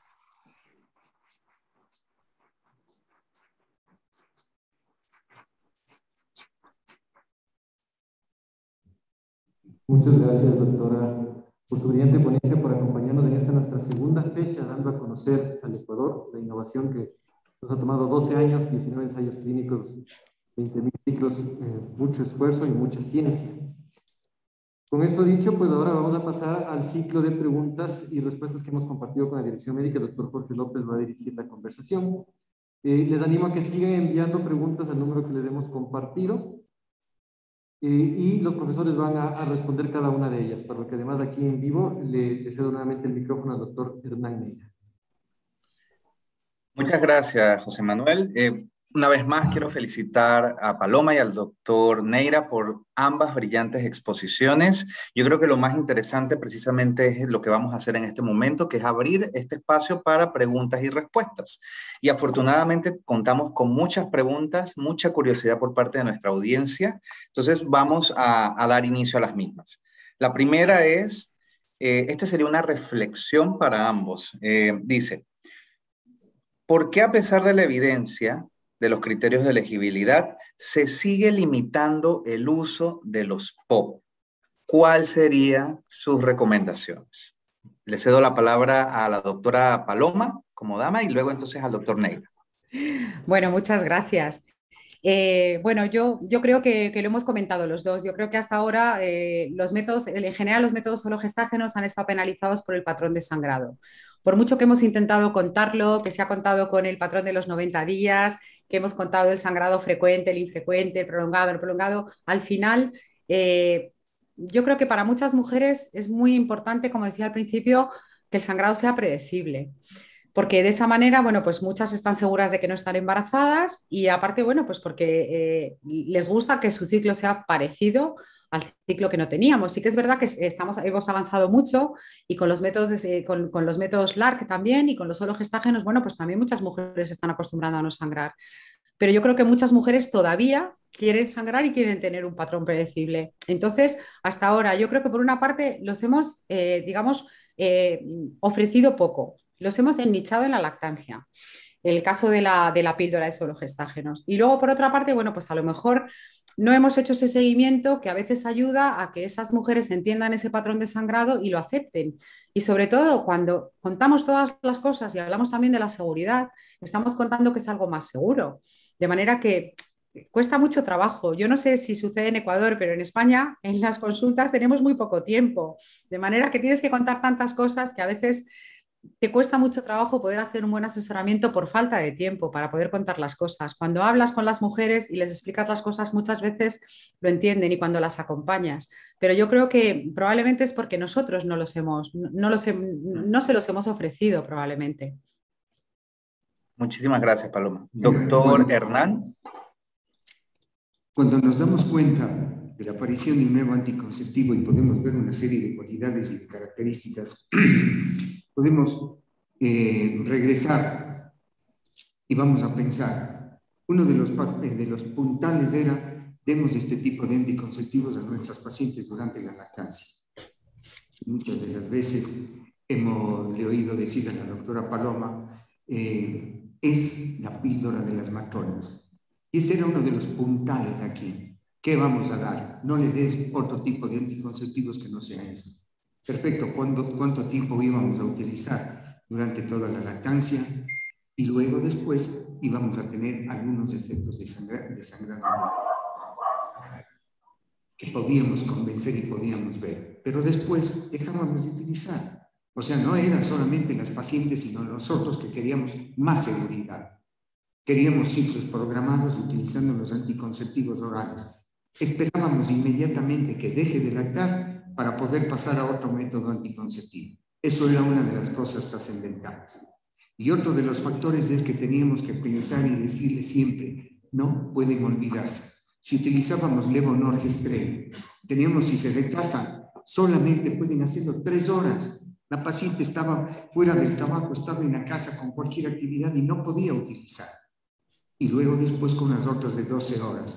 Yo creo que hasta más fácil es olvidarse un día y poder tomar al día siguiente porque tiene todo ese tiempo para recapacitar y para valorar. Creo que eso es uno de los factores muy importantes. Y por supuesto, el tiempo para poder hacer comprender que esto tiene efectividad. Y como ustedes vieron, ¿por qué la no utilidad a pesar de que tiene criterios de elegibilidad?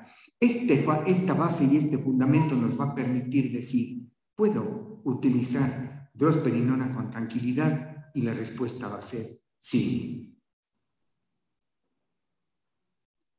Excelente, doctor Hernán. Creo que al final, exacto, como reflexión, este es un aspecto importante y sobre todo en las coyunturas que estamos viviendo, ¿no? El tema de seguridad y sobre todo voltear hacia ese grupo, ¿no? De hecho, de acuerdo a la estadística, cerca de un 33% de usuarias de métodos anticonceptivos combinados no pueden debido precisamente a esta intolerancia, ¿no? Entonces, un poco eso. Yo creo que más adelante vamos a comentar un poquito más, nos preguntan sobre algunos consejos de asesoría, pero vamos a ir más adelante. Hay otra pregunta que nos están haciendo que es bastante consistente y dice, beneficios de Slinda y síndrome de ovario poliquístico. A ver, ¿cuál sería para ustedes, digamos, esta apreciación? El doctor Hernán primero. Bueno, una de las cosas también que son trascendentales y con las que nos enfrentamos todos los días son los ovarios poliquísticos, definitivamente. Y nosotros sabemos cuáles son los tratamientos. Desde las diversas facetas del origen y cómo se está presentando, yo creo que tenemos que evaluar. Pero muchas de las veces vamos a tener que utilizar anticonceptivos. Nos preguntamos, sabemos cuáles son otros y qué va a pasar con drosperinona. Una de las cosas, ¿cuál es la sintomatología? Si nosotros vemos que la sintomatología es el acné y son ese tipo de problemas, estamos totalmente seguros que con drosperinona tenemos la solución. Vamos a disminuir esas características. Lo que sí les quiero decir es que drosperinona todavía no está hecho o realizado un estudio para definir y decir, sí, vamos a utilizar con esto. Y luego vienen todos los otros trastornos de tipo metabólico que se pueden dar. Todos los trastornos en donde existe ya el aumento de las características de los síndromes metabólicos, como el aumento de la masa abdominal magra, con todos los cambios en los lípidos y en la resistencia a la insulina. Bueno, tienen los efectos y vamos a empezar a decir, podemos asociar. Yo creo que desde el punto de vista clínico sí, vamos a poder asociarles. Entonces, tenemos que pensar que si utilizamos esto, no es que vamos a aumentar o vamos a producir mayor acné, porque los estudios nos dicen no vamos a producir mayor acné. Y esto porque drosperinona, con su actividad antiandrogénica, no se une a la globulina transportadora de las hormonas sexuales. Muchas gracias, doctor Hernán. Paloma, ¿quisieras complementar? Bueno, sí, totalmente de acuerdo con lo que ha dicho mi compañero, mi querido profesor Neira. Y bueno, decir que el ovario poliquístico es un espectro amplísimo. Tenemos desde mujeres que tienen múltiples factores de riesgo cardiovascular a mujeres delgadas con ciclos regulares. Evidentemente, el tratamiento de elección en mujeres que no quieren quedarse embarazadas y tienen ovario poliquístico, hasta hoy por hoy ha sido la anticoncepción hormonal combinada. Todos los anticonceptivos hormonales combinados tienen un efecto antiandrogénico porque aumentan la proteína transportadora de globulinas sexuales, los antiandrogénicos más, pero ahí nos encontramos con que ciertas mujeres que tengan muchos factores de riesgo cardiovascular, de vez en cuando nos da miedo o nos puede dar miedo o precaución el utilizar un anticonceptivo con estrógenos. De manera que en ese sentido, por primera vez disponemos de drospirenona sola, que evidentemente no va a tener a lo mejor la potencia antiandrogénica que tendría unida con metinilestradiol, pero que evidentemente va a ser más antiandrogénica que el desogestrel o que el DIU de levonorgestrel, de manera que en ese sentido probablemente sí podemos tener ese efecto beneficioso y aparte lo podemos unir con otros tratamientos. El primero, en las obesas, perder peso, porque se está viendo cada vez más que perder peso está curando el ovario poliquístico. Yo creo que esto es uno de los grandes paradigmas. Y en segundo lugar, pues en combinación con otras cosas como metformina. Pero yo creo que, aunque no hay estudios específicos, como bien ha dicho el profesor Neira, yo creo que a todos se nos plantea esta pregunta, dices, bueno, qué bien, porque puedo poner drospirenona y puedo poner ovario poliquístico. Y otra cosa importante es que aquellas mujeres que no tienen regla o que no tienen regla porque tienen ovario poliquístico, que tienen oxomenorreas, amenorreas, pues también podría condicionar un patrón de sangrado más regular. O sea que yo creo que sí que puede ser una nueva alternativa en esos casos para el ovario poliquístico. Muchísimas gracias, Paloma. Totalmente de acuerdo. Adicionalmente, aquí hay una pregunta precisamente para ti. Nos están consultando el porcentaje de spotting de Slinda. El porcentaje de spotting. Vamos a ver, lo que nos dicen es que en general el manchado es más, o sea, quiero decir, cuando hablamos de sangrado y manchado no programado, tenemos más manchado que sangrado no programado.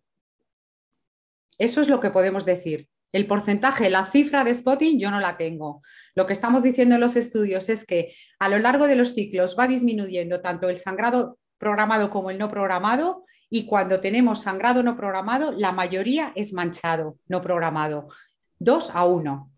Exacto. Pero el porcentaje como tal, yo no tengo esa cifra. Exacto. Lo que podemos complementar, si me permiten, es que, por ejemplo, lo que sí se encontró en los estudios, tanto el 301, el 302 y el 303, es básicamente que el número total de días donde hubo spotting está alrededor entre 2 a 3 fuera del ciclo. Entonces es muy pequeño comparado, por ejemplo, a lo que existía previamente en el caso del estándar que teníamos anteriormente, ¿no? Entonces eso sí complementaría, digamos, lo que tú bien has comentado acerca del spotting. Doctor Neira, ¿quisiera agregar algo más? No. Perfecto. Hay otra pregunta que me encanta y es precisamente acerca de Slinda y líbido. ¿Qué evidencia tenemos acerca precisamente de esta asociación?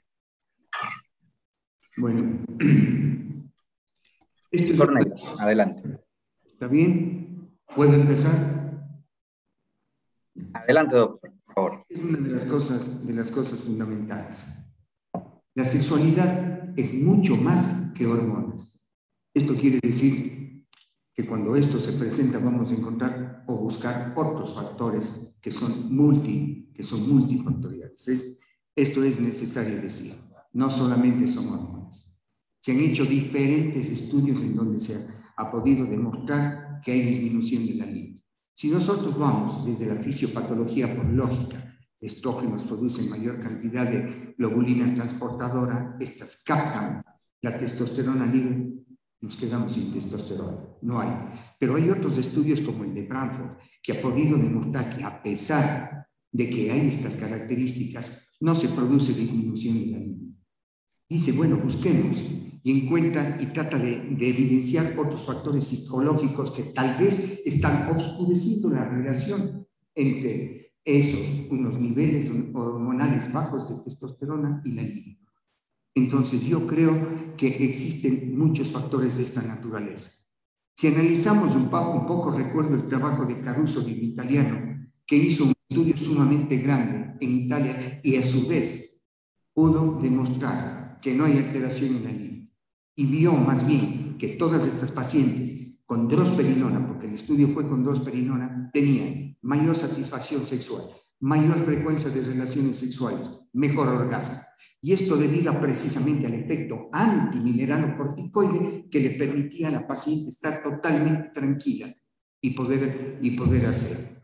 Si yo me salgo un poco de esto y voy y analizo el acetato de medroxiprogesterona que hace un momento habló la doctora, podemos ver qué es lo que sucede. Puede ser que existan niveles mucho más bajos de estrógenos. ¿Y qué nos va a dar como consecuencia? En estas pacientes tenemos resequedad vaginal, dispareunia. ¿Ese no es un factor para que se altere la libido? Claro que sí. La drosperinona en estos estudios nos ha demostrado que no está alterando, no tiene un efecto específico a nivel de la hormona folículo estimulante, es decir, que vamos a tener niveles hormonales de estrógeno. Hay tantas cosas para decir sobre la libido que creo que es necesario manifestar todo esto.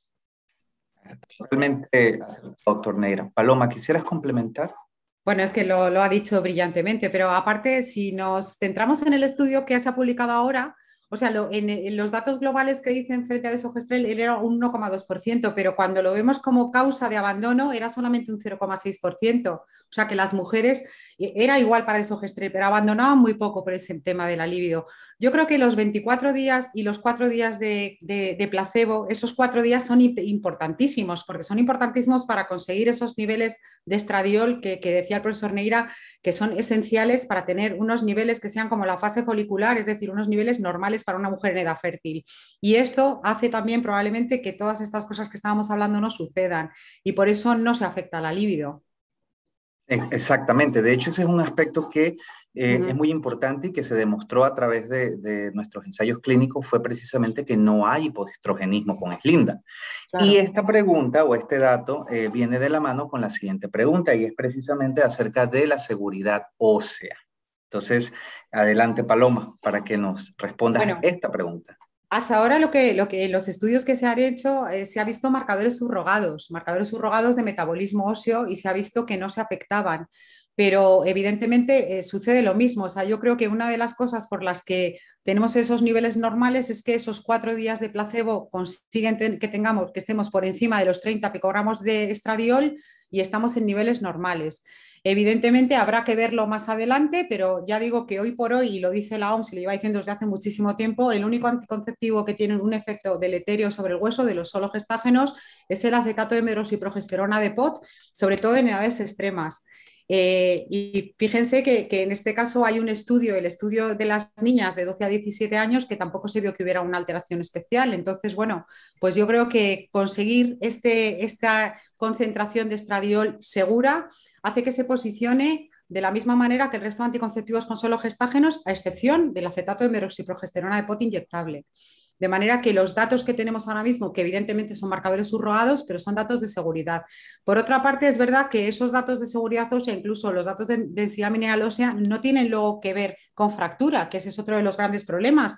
Pero eso no lo hemos conseguido para ningún anticonceptivo. Ni siquiera los datos que hay en combinada dicen, bueno, la anticoncepción hormonal combinada, el estrógeno viene bien porque en las mujeres perimenopáusicas hace que aumente la densidad mineral ósea, pero eso tampoco se traduce en qué va a suceder a largo plazo. Nadie ha podido todavía correlacionar con el riesgo de fractura a largo plazo. Pero aún así, los datos que tenemos nos dicen que es tan seguro como el resto de anticonceptivos con sologestágenos, menos el acetato de medroxiprogesterona de POT. Exactamente. Bueno, tenemos muchísimas preguntas. Agrego un puntito importante. Lo que se dijo de los estrógenos de Real y los estudios, todos estos estudios de Slinda están demostrando que los niveles son superiores a lo que dice la doctora Paloma Lobo, de superior a 30 tienen en los diferentes estudios entre 50, 58 y 64 nanogramos. Y además de todo esto, Slinda, drosperinona, tiene un efecto, una gran afinidad con el receptor mineralocorticoide, de tal manera que puede también ser osteoprotector. Y eso es uno de los puntos importantes dentro de esto. Excelente, doctor Neira. Nos preguntan, esta pregunta la voy a responder yo brevemente, nos preguntan si existen estudios de Slinda en cáncer de mama y cáncer de endometrio. Y en realidad nosotros en esta primera etapa no tenemos este tipo de estudios. Entonces es muy importante también. ¿Por qué? Porque en la primera fase de un desarrollo clínico lo que se nos pide tanto por las autoridades sanitarias es el desarrollo de eficacia, seguridad y tolerabilidad. Entonces lo importante que no es negociable es eficacia y seguridad. Entonces, por lo tanto, este tipo de población es una población que está fuera de lo que sería un criterio de inclusión de cualquier estudio en esta primera etapa. Otra pregunta interesante, esta sería para el doctor Neira. Nos preguntan sobre uso de Slinda en población especial como pacientes con lupus, síndrome antifosfolípido. ¿Qué piensa al respecto? ¿Cuál sería su respuesta, doctor? Yo creo que... Hay artritis, perdón, que se me ha olvidado. De acuerdo a las condiciones y las características de cada una de las pacientes. Si la paciente tiene ese momento, la enfermedad, o está pasando por la enfermedad, no hay que darle ningún anticonceptivo. Pensemos, tiene menos riesgo de tromboembolismo venoso. De tal manera que si la paciente está estable, está bien y necesita un anticonceptivo de esta naturaleza, escogemos entre los estrógenos y escogemos progesterona. Tampoco se ha determinado, de acuerdo a los estudios, si podemos o no podemos dar. Pero desde el punto de vista clínico, esa es la valoración que tenemos que hacer en forma individualizada con cada una de ellas. Muchas gracias, doctor Neira. Paloma, ¿algún comentario? Es que con el síndrome antifosfolípido ahí no podemos dar ni estrógenos ni gestágenos, es la única, porque sin embargo si tenemos anticuerpos antinucleares sí podríamos dar solo gestágenos. Pero con el antifosfolípido, yo ahora tengo un caso concreto de una chavalita joven que además ha tenido un tromboembolismo con 18 años. Ha tenido un embarazo y ha tenido un aborto y le pusimos un DIU de cobre y lo ha expulsado 2 veces un DIU. Y es que no tienes opción porque con el síndrome antifosfolípido el riesgo trombótico es muy elevado. Y es una de las pocas categorías en las que no podemos utilizar anticoncepción hormonal. Hoy no debemos, es una categoría 4, vaya, que es una faena, pero es así. Sí, supone un reto, exactamente. Sí, es un reto.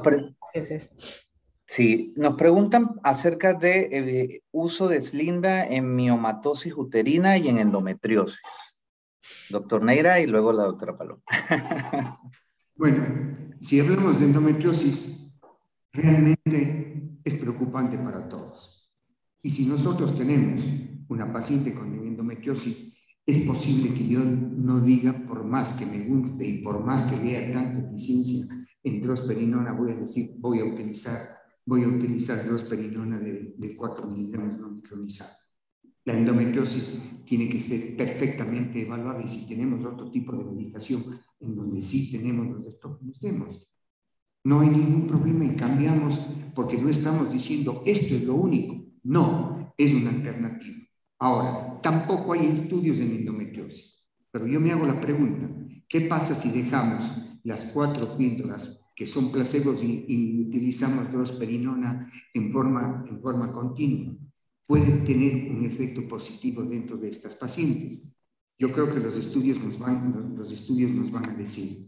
Ahora, si vemos a nivel de la miomatosis uterina, pueden tener efectos a través de los receptores de progesterona que impiden el crecimiento de estos miomas. No vamos a tener una reducción y una desaparición de los miomas, pero sí podemos tener efectos positivos. Pienso yo que este sería uno de los momentos en donde podemos dar. Ahora, si tengo un mioma que es submucoso, no le doy ni lo uno ni lo otro. No puedo darle.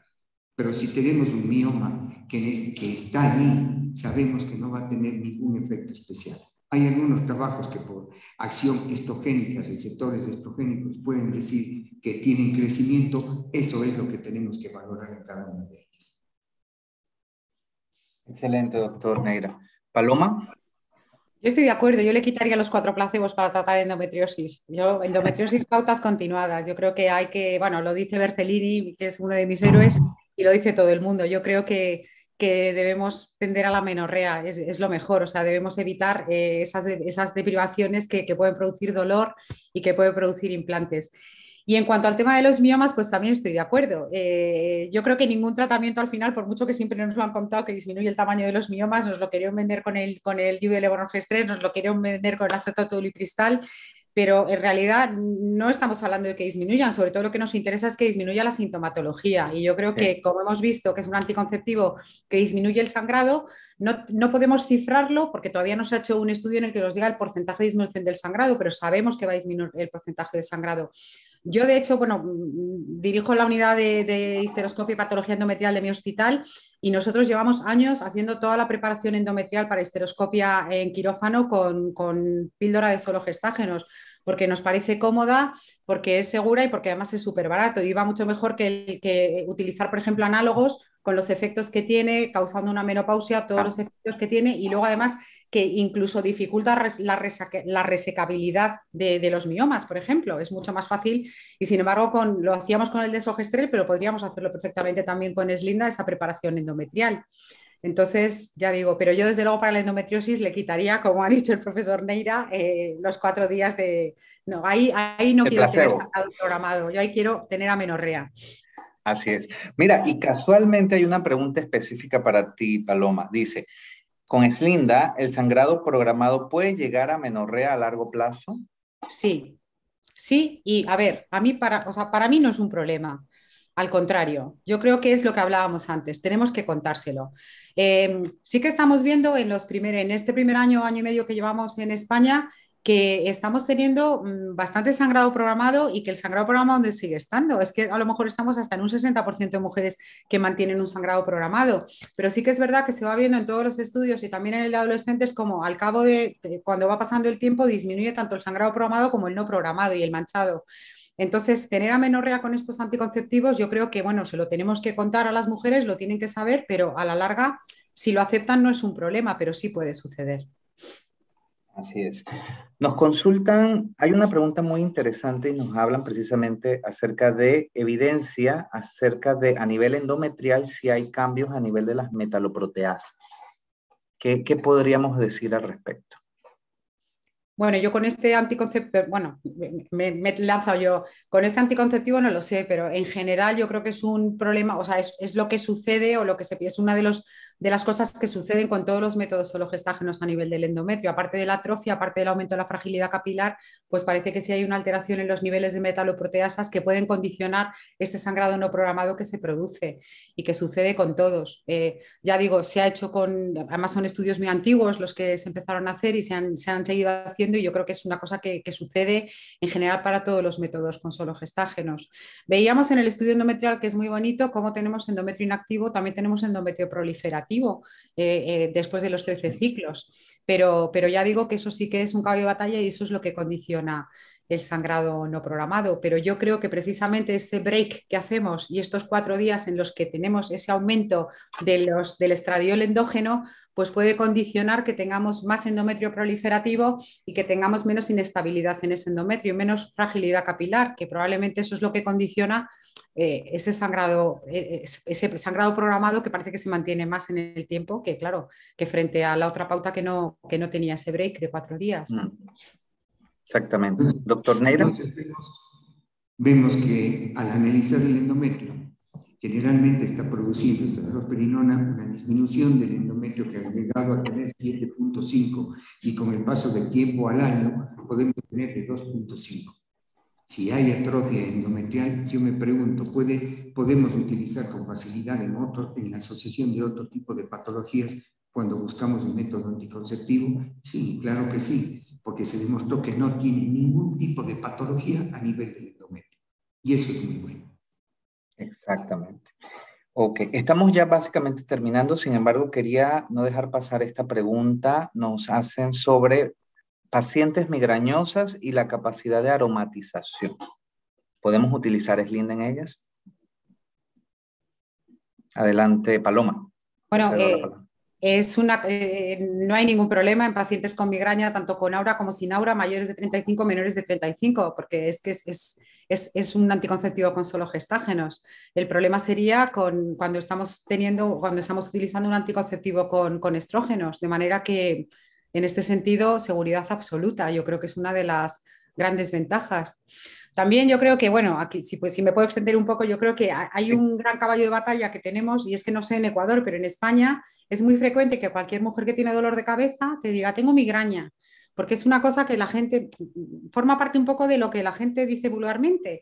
Y dices, pero has ido al neurólogo, pero cuando tienes ese dolor de cabeza empiezas a ver, te molesta la luz, ves como estrellitas, tal cual, pues no. ¿Y cuándo te duele? No, es que me duele durante la regla. Entonces no es lo mismo una cefalea catamenial que una migraña con aura, que una migraña sin aura. Y yo creo que aquí sí que es importante. Nosotros, de hecho, en la SEC estamos haciendo un grupo con la Sociedad Española de Neurología precisamente para sacar un statement sobre el tema de las cefaleas. Precisamente por eso, porque yo creo que es muy importante y es importante también tener en cuenta que el uso de anticonceptivos mejora la cefalea catamenial, que muchas veces por deprivación, y está contraindicado cuando realmente hay una migraña con aura en mujeres mayores de 35 años, digo, la anticoncepción combinada con estrógenos. Pero en el caso de las solo gestágenos no hay ninguna limitación de uso. Pero ya digo que yo creo que es muy importante llegar a un buen diagnóstico y muchas veces muchas mujeres pones migraña o lo ponen en su historia clínica y realmente no tienen una migraña y no tienen una migraña con aura. Claro, así entre signo de interrogación. Sí. Doctor Neira. Es fundamental la historia clínica, porque dentro de la historia clínica podemos valorar, ¿hay o no hay aura dentro de esta patología? Y muchas de las pacientes no saben exactamente qué es lo que está sucediendo. Y bajo los estudios estrictos, que a veces pueden ser muy exagerados, como para simplemente dar anticonceptivos, creo que es un punto interesante para que se pueda conversar y para que se pueda evaluar la paciente. Porque ella tiene que conocer absolutamente todo para que pueda aceptar nuestras sugerencias. Y lo que es indispensable sí es tratar de definir. Yo les había dicho, es causa de abandono, el tipo de cefalea que tiene. Hay una deprivación de los estrógenos y muchas de las veces nosotros estamos o cambiando de método o continuándole con los estrógenos.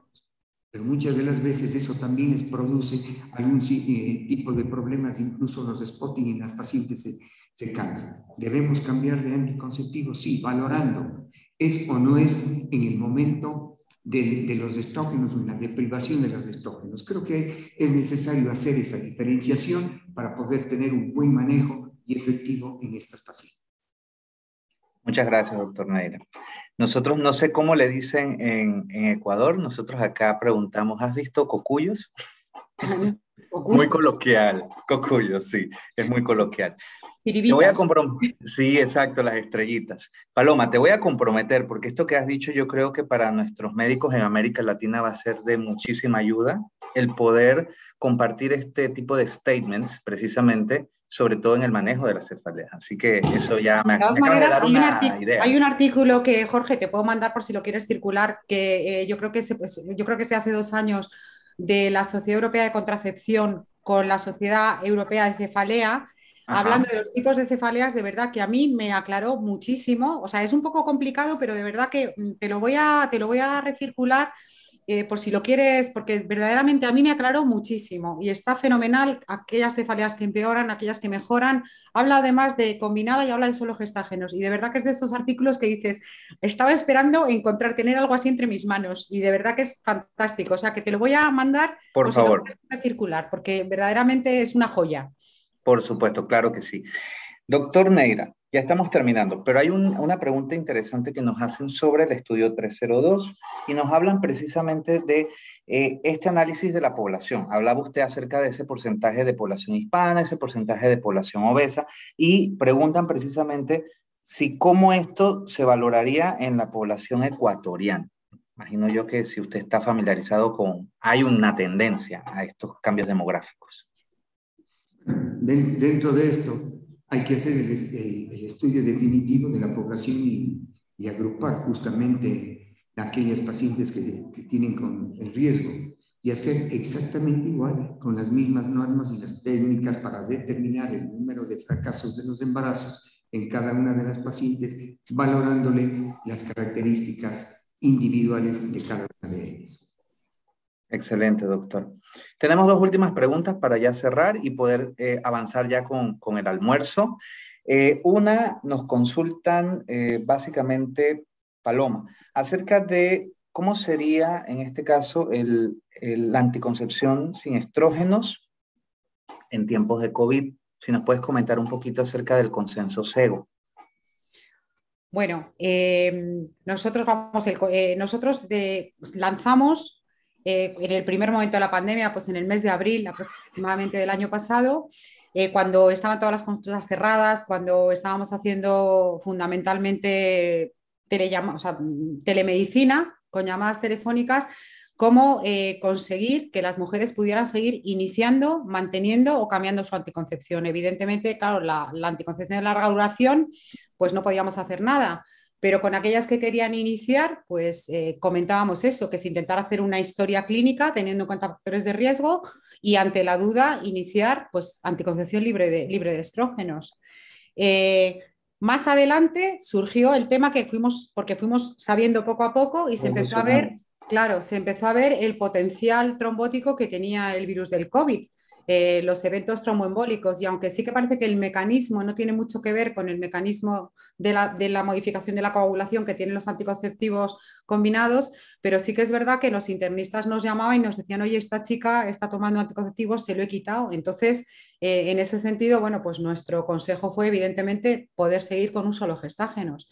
Y yo creo que ha sido un poco, bueno, pues lo que hemos mantenido y lo que se ha mantenido.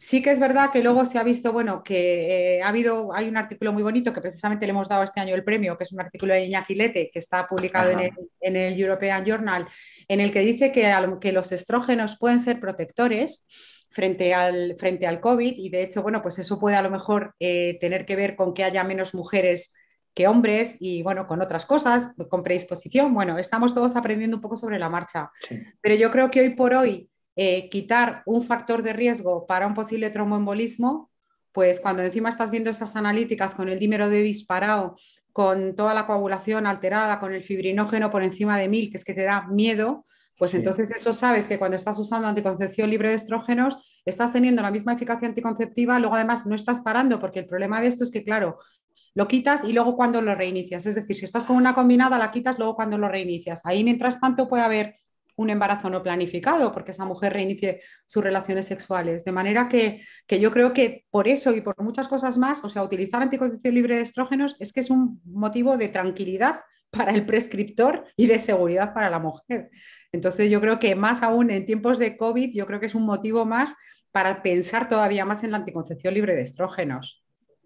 Muchísimas gracias, Paloma. Doctor Neira, ¿un comentario al respecto? Todos sabemos, todos hemos hablado de COVID y desde el principio estaban todas las normas y las pautas que nos permitían estudiar, conocer. Al principio era difícil, pero cuando fuimos viendo paulatinamente con todos los riesgos, los primeros, ustedes recordarán que los primeros protocolos de la utilización o no de anticoncepción con estrógenos vino desde España. Y eso es lo que aprendimos. Y desde el primer momento dijimos, vamos a suspender para poder dar anticoncepción libre de estrógenos con progesterona. Muchas gracias, doctor Neira. Bueno, hemos finalizado la sesión de preguntas y respuestas. Quería darle las gracias a todos nuestros médicos invitados por esa participación tan activa. Excelentes preguntas, la verdad, ha sido un diálogo maravilloso. Y quería darle en este momento pues, la oportunidad a mis dos invitados para que se puedan despedir entonces. Paloma. Bueno, yo desde España, que me da mucha pena estar en Madrid y no poder unirme al almuerzo que van a tener ahora, que me encantaría estar presencialmente con mi amigo el profesor Neira y con todos ustedes, que espero que en el futuro esto pueda ser así. Aún así, creo que es una muy buena noticia disponer de este anticonceptivo nuevo, libre de estrógenos, con esta pauta tan novedosa que hace que tengan más beneficios añadidos. Yo creo que a nosotros nos ha gustado mucho. En España nos gustaba mucho la drospirenona cuando iba con el estrógeno y ahora que va sola, pues ahora que baila sola, como digo yo, pues todavía mejor porque hemos quitado algunos de los problemas que tenía. Yo creo que es una muy buena noticia. Agradezco mucho el haber podido estar compartiendo esta mañana con ustedes. Agradezco mucho a Exceltis que una vez más me haya invitado a poder abrir este ojito a través de Zoom para poder estar. Y bueno, pues creo que es una buena noticia y tenemos que estar todos contentos de que haya una buena novedad en anticoncepción, porque en el fondo lo que queremos es que haya más posibilidades para que las mujeres puedan elegir y tener una vida sexual segura y poder elegir pues cuándo quieren embarazarse y cuándo no. Entonces creo que es una muy buena noticia y estoy muy agradecida de estar con ustedes. Muchísimas gracias. Gracias, Paloma.